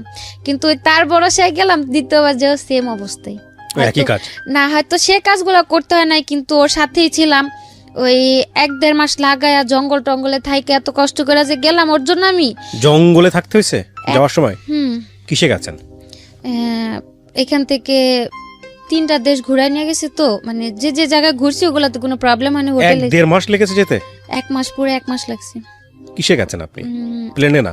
প্লেনে গেছি, এখান থেকে ইন্ডিয়ায় গেছি, ইন্ডিয়া থেকে বালিতে গেছি, বালি থেকে ইন্দোনেশিয়ায় গেছি, ইন্দোনেশিয়া থেকে মালয়েশিয়ার এয়ারপোর্টে গেছি। এয়ারপোর্টে মানে যে কিরকম মানে একটা বিমান ভাইঙ্গা যেভাবে যায় না, অনেক দেশে ডাইরেক্ট না গেলে বিমান ভাইঙ্গা বন জঙ্গলের কথা কেন আসতেছিল? এই জঙ্গলে ছিলাম 15 দিন, মানে জঙ্গলের ভিতরে, টোটালি জঙ্গল, ওর ভিতরে খাওয়া দাওয়া শোয়া সবকিছু। ওখানে কি ওই বাঙালিরা ওইভাবেই যায়? অবৈধভাবে গেলে ওইভাবে যেতে হয়। মানে ইন্দোনেশিয়া দিয়ে যারা যায় তাদের ওই জঙ্গলে 1 মাস থাইকে যাইতে হয়। এমনিতে যদি থাইল্যান্ড দিয়া বা সিঙ্গাপুর দিয়ে যায় তাহলে তো 1 সপ্তাহের মধ্যে পৌঁছায় যায়। আচ্ছা, তো গেলেন, তারপর? গেলাম, যাওয়ার পর ওই ছেলের কাছে গেলাম, যাওয়ার পরে 6-7 মাস কাজ করতে দেন। ও এমনিতে আমার টাকা টুকা, ওর সাথেই ছিলাম, মানে বাড়িতে টাকা টুকা সবকিছু ও দিল, বা যাওয়ার খরচ টরচ যা লাগলো ওই দিল। দেওয়ার পরে মানে এক পর্যায়ে দেখি ও কিরকম একটা আস্তে আস্তে পোল্ট্রি নিতেছে। কাজ করতে দেয়নি, আমার কোনো কাজই করতে দেয়নি। বলছে যে আশ্চর্য, তো থাকো, সমস্যা নেই, তোমার মতো একটা মেয়ে চালানোর ক্ষমতা আল্লাহ আমারে দিছে, আমি তোমার রাখি, তোমার কাজ করার দরকার নেই, যেহেতু আসছো আমার কাছে থাকো। তো কিছুদিন পরে দেখি ওই হাজবেন্ডের যেমন একটা পোল্ট্রি নিল বিয়ের পরে, তার কাছে যাওয়ার পর তারও একটা পোল্ট্রি। মানে সে কন্টিনিউ যে ক্লাবে যায়, মদ টদ খায়, রাতের পর রাত বাইরে থাকে, আমি ওগুলা বললে মানে মারাত্মক পরিমাণে মারধর চলে। তারপরে গেল এরকম করতে করতে এক পর্যায়ে আমি বললাম যে ভাই, তুমি যদি আমার না রাখো, আমার বইলা দাও, যেহেতু আমি আসছি, আমার এখন একটা সুযোগ আছে, তুমি আমার যদি না রাখো, আমার বইলা দাও, আমি বাইরে যাই কোনো কাজ কাম করে আমি দেশে চলে যেতে পারো। আর অতদিন লাস্টের দিক দিয়ে আমি একটা কোম্পানিতে কাজে লাগছিলাম ক্লিনারের। তো তখনও বললাম যে দেখো, আমি একটা ভালো বেতনে কাজ করতেছি, ভালো একটা কাজ পাইছি, তুমি যদি আমার ছাইরা দাও, আমি কাজ কাম করে। ওই কি বিয়ে করেছিলেন আপনি? না না, ওকে। ওদিকে বিয়ে করার সিস্টেম ছিল না। বিয়ে করলে কি যে হুজুর ডাক দেয় না, এমনিতে ঘরে বিয়ে করে ওইগুলো। তা আমার আর ওর উদ্দেশ্য ছিল, আমারই মেন উদ্দেশ্যটা ছিল যে আমি এখন এরকম একটা বিয়ে করুম, দেশে যাবার পরে বিয়ে তো আমার কোনো প্রুফও থাকবো না বা কোনো প্রমাণও থাকবো না। তো তার চেয়ে না করেই থাকি, যদি বিয়ে থাকে দেশে যে হয়তো পোক্তভাবে করলে করবো, না করলে করার প্রয়োজন নেই। শুধু শুধু যে আল্লাহরে সাক্ষী রেখে বিয়ে করুম, এটা নিয়ে হয়তো একটা আল্লাহর কাছে একটা গুনার কাজ হবে, বা ওর কাছে আমি দাবি নিয়ে দাঁড়াইতে পারবো না। এর জন্য আর কেউ ওই জায়গাতে করা হয় না। আর ওই জায়গাতে বাঙালিদের যাদের ভিসা টিসা নাই, ওই কাগজ টাগজ করে বিয়ে করার কোনো সিস্টেম নেই। তারপরে ওরে বারবার বলতাম যে যদি তুমি আমার ছাইরা দাও তা আমি কাজ কাম করি। ও বলতো যে না, আমি কি তোমার আনছি ছাড়ার জন্য, আমি তোমার ছাড়ুন কেন। এরকম করতে করতে ওর সাথে রইলাম 1 বছরের মতো। লাস্ট 3 মাস কাজ করলাম, দেশে আসুম, ওই ট্রাভেল পাস চালু করলো, যারা অবৈধ আছে তারা মানে আত্মসমর্পণ করে দেশে চলে যেতে পারবো। তো ও বললো যে দেখো, এভাবে থাকলো তো দুজনের, ওরও ভিসা শেষ হয়ে গেছে লাস্টের দিকে। বললো যে তুমি চলে যাও, আমার তো কোম্পানি আছে, আমার কোম্পানিতে আমার ভিসা করে দিব, তুমি তেমনি একবার ব্ল্যাক লিস্ট করে গেছো দেশে। প্রথমবার যখন জেল খাইতে আসলাম আমার ব্ল্যাক লিস্ট দিয়ে দিল, আবার দ্বিতীয়বার অবৈধভাবে ঢুকলাম, আমি তো আর ভিসাও লাগাইতে পারুম না। তো বললো যে তুমি চলে যাও, আমি থাকি, ঠিক আমি ভিসা টিসা করে আমি ভিসা লাগলে দেশে আসুন না, ইনশাল্লাহ বিয়ে টিজা করার করুনি। তা আমি বললাম যে না, আমি তোমার রেখে দেশে যাম না, আমি থাকতেই তুমি এত নাটক করে আমি চলে গেলে তো তখন তুমি পুরাই পল্টি নিবা, যেহেতু তুমি আমার বিয়ে করবো আমি তোমার সাথেই থাকি, সমস্যা নেই। তো এগুলা করতে করতে ও আমার জন্য টিকিট টুকিট কাটার জন্য পুরো প্রস্তুতি নিল। তার মধ্যে আমার বারাপুর একটা ছেলে অ্যাক্সিডেন্ট হলো, মানে ওর ডান হাতের এই জায়গা দিয়ে একটা চাকু ঢুকিয়ে দিক দিয়ে বের হয়ে গেল। আমার কাছে এমনিতে টাকা নেই, আমি দেশে আসার প্রস্তুতি নিতেছি, তার মধ্যে ওর ওই জায়গাতে অপারেশন করতে অনেক টাকা দিতে হলো আমার বাইরে থেকেই। ও তখন দেশে আসবো না, রাজি হলো দেশে আসার জন্য, ছেলেটাও আমার সাথে। তারপরে আমি বলছি যে তুমি আমার টিকিট কাটবা, এত কিছু করবা, কোনো লাভ হইব না, যদি তুমি না যাও, যেদিনকার ফ্লাইট থাকবো ওদিন আমি পলায় যাম, দেখবা 3-4 দিন পর আবার আয়া পড়ছি, কিন্তু আমি তোমার রেখে দেশে যাম না। তারপরে এক পর্যায়ে যে ওর বাবা ফোন দিয়ে বললো যে দেশে নাকি ওর একটা চাকরি হয়েছে, ওরে দেশে চলে আসতে। তারপরে ও রাজি হলো আসার জন্য। একসাথে টিকিট পাইলো না, আমারটা ডিসেম্বর 14 তারিখে করলো, ওটা 17 তারিখে করলো। আসার সময় বারবার করে বললো যে তুমি যাও, তুমি কোনো টেনশন করো না, আমি তা আসি দেশে, যাই আমি তোমার লোক কোনো পোল্ট্রি নিবো না, তুমি চলো, আমিও তো দেশে আইতেছি। আসার পর আল্লাহ বিয়ে শাদী যা করার করুননি। আসলাম দেশে, আসার পর 15-20 দিন ভালোই ছিল,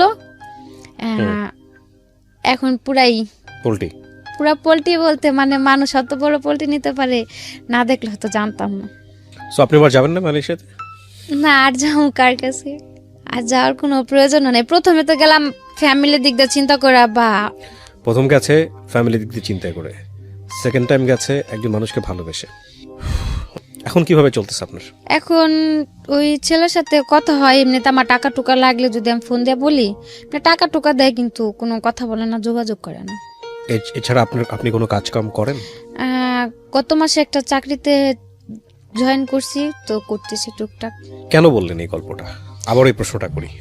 গল্পটা বলার উদ্দেশ্য এটুকুই ছিল যে অনেক মেয়েরাই বাইরে যায়, যেহেতু আমি মালয়েশিয়াতে অন্য অন্য দেশের গুলো তার আমি বলতে পারি না, বা আসার সময় এয়ারপোর্টেও দেখছি সৌদি থেকে অনেক মেয়েরা প্রায় 1-1.5 মেয়ে সিরিয়ালে দাঁড়ায় আছে। জিজ্ঞেস করলাম, মানে ওদের সাথে আমারও মনে করছিল আমি সৌদি থেকে আসছি। এবার আসার সময় আমি 2-3 ঘন্টা লেটে এয়ারপোর্টের থেকে বেরোলাম, ওই যে ওদের সাথে আমার সিরিয়ালে দাঁড় করা রাখলো।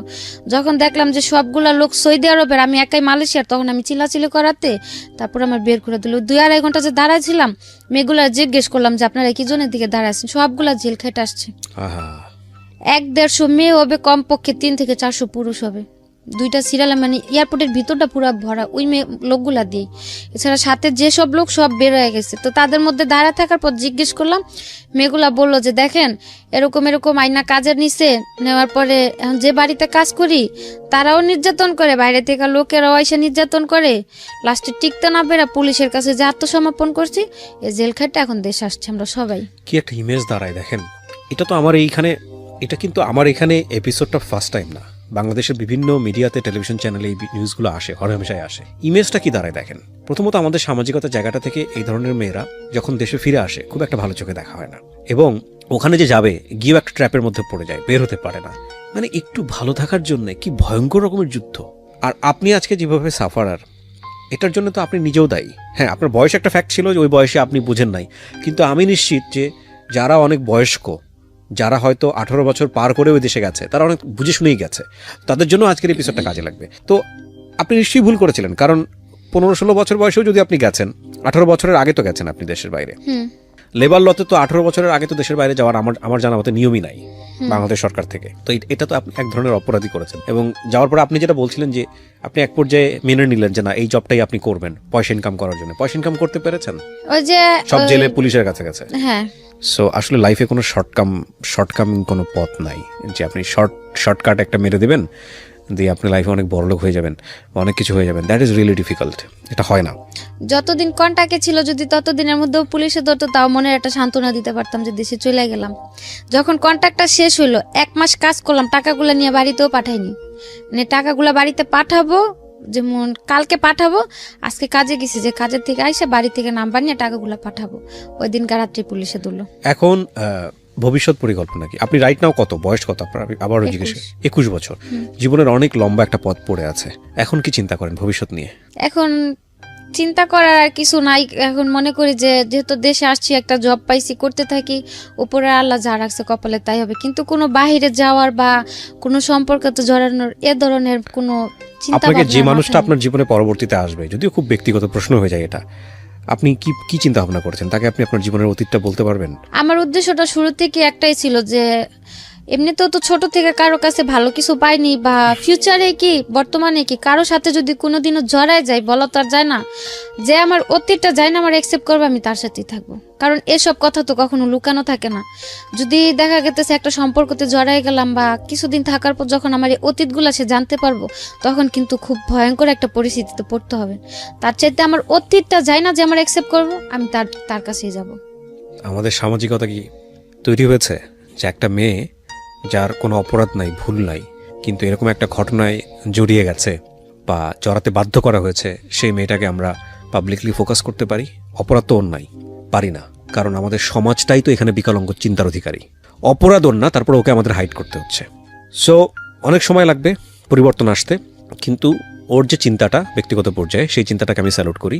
জীবনের সমস্ত কিছু জেনেই যেন ওর কাছে মানুষ আসে। আরেকটা বিষয় আমি বিশ্বাস করি, সেটা হচ্ছে আমৃত্যু পর্যন্ত নিজের ভুলগুলো বুঝে নিজের জীবনটাকে সংশোধন করার সুযোগ আছে, সেটা আল্লাহ আমাদেরকে দিয়েছে। সো সেই জায়গাটা থেকে আপনি যদি ব্যক্তিগতভাবে মনে করেন যে ভুলগুলো হয়ে গেছে আমার অপ্রাপ্ত বয়স থাকা অবস্থায়, সেগুলোর জন্য আপনি নিজেও রেসপন্সিবল ছিলেন না, উদ্দেশ্য ছিল মহৎ, কিন্তু আপনি ট্র্যাপে পড়ে গেলেন, সেটার জন্য আল্লাহ আপনাকে একটা ভালো দিক নির্দেশনা দিক, আপনাকে ভালো পথে পরিচালিত করুক, সেটা একটা বিষয়। আরেকটা হচ্ছে, যারা আজকে আপনার এই গল্পটা শুনলো, আমি নিশ্চিত যে এই গল্পটা শোনার পরে কোনো বাবা মাই তার সন্তানকে অবৈধ পথে বিদেশে পাড়ি জমানোর কথা বলবেন না। একবার 2বার 3-4 বার বাইরে গেলাম, কখনো মানে ফ্যামিলি থেকেও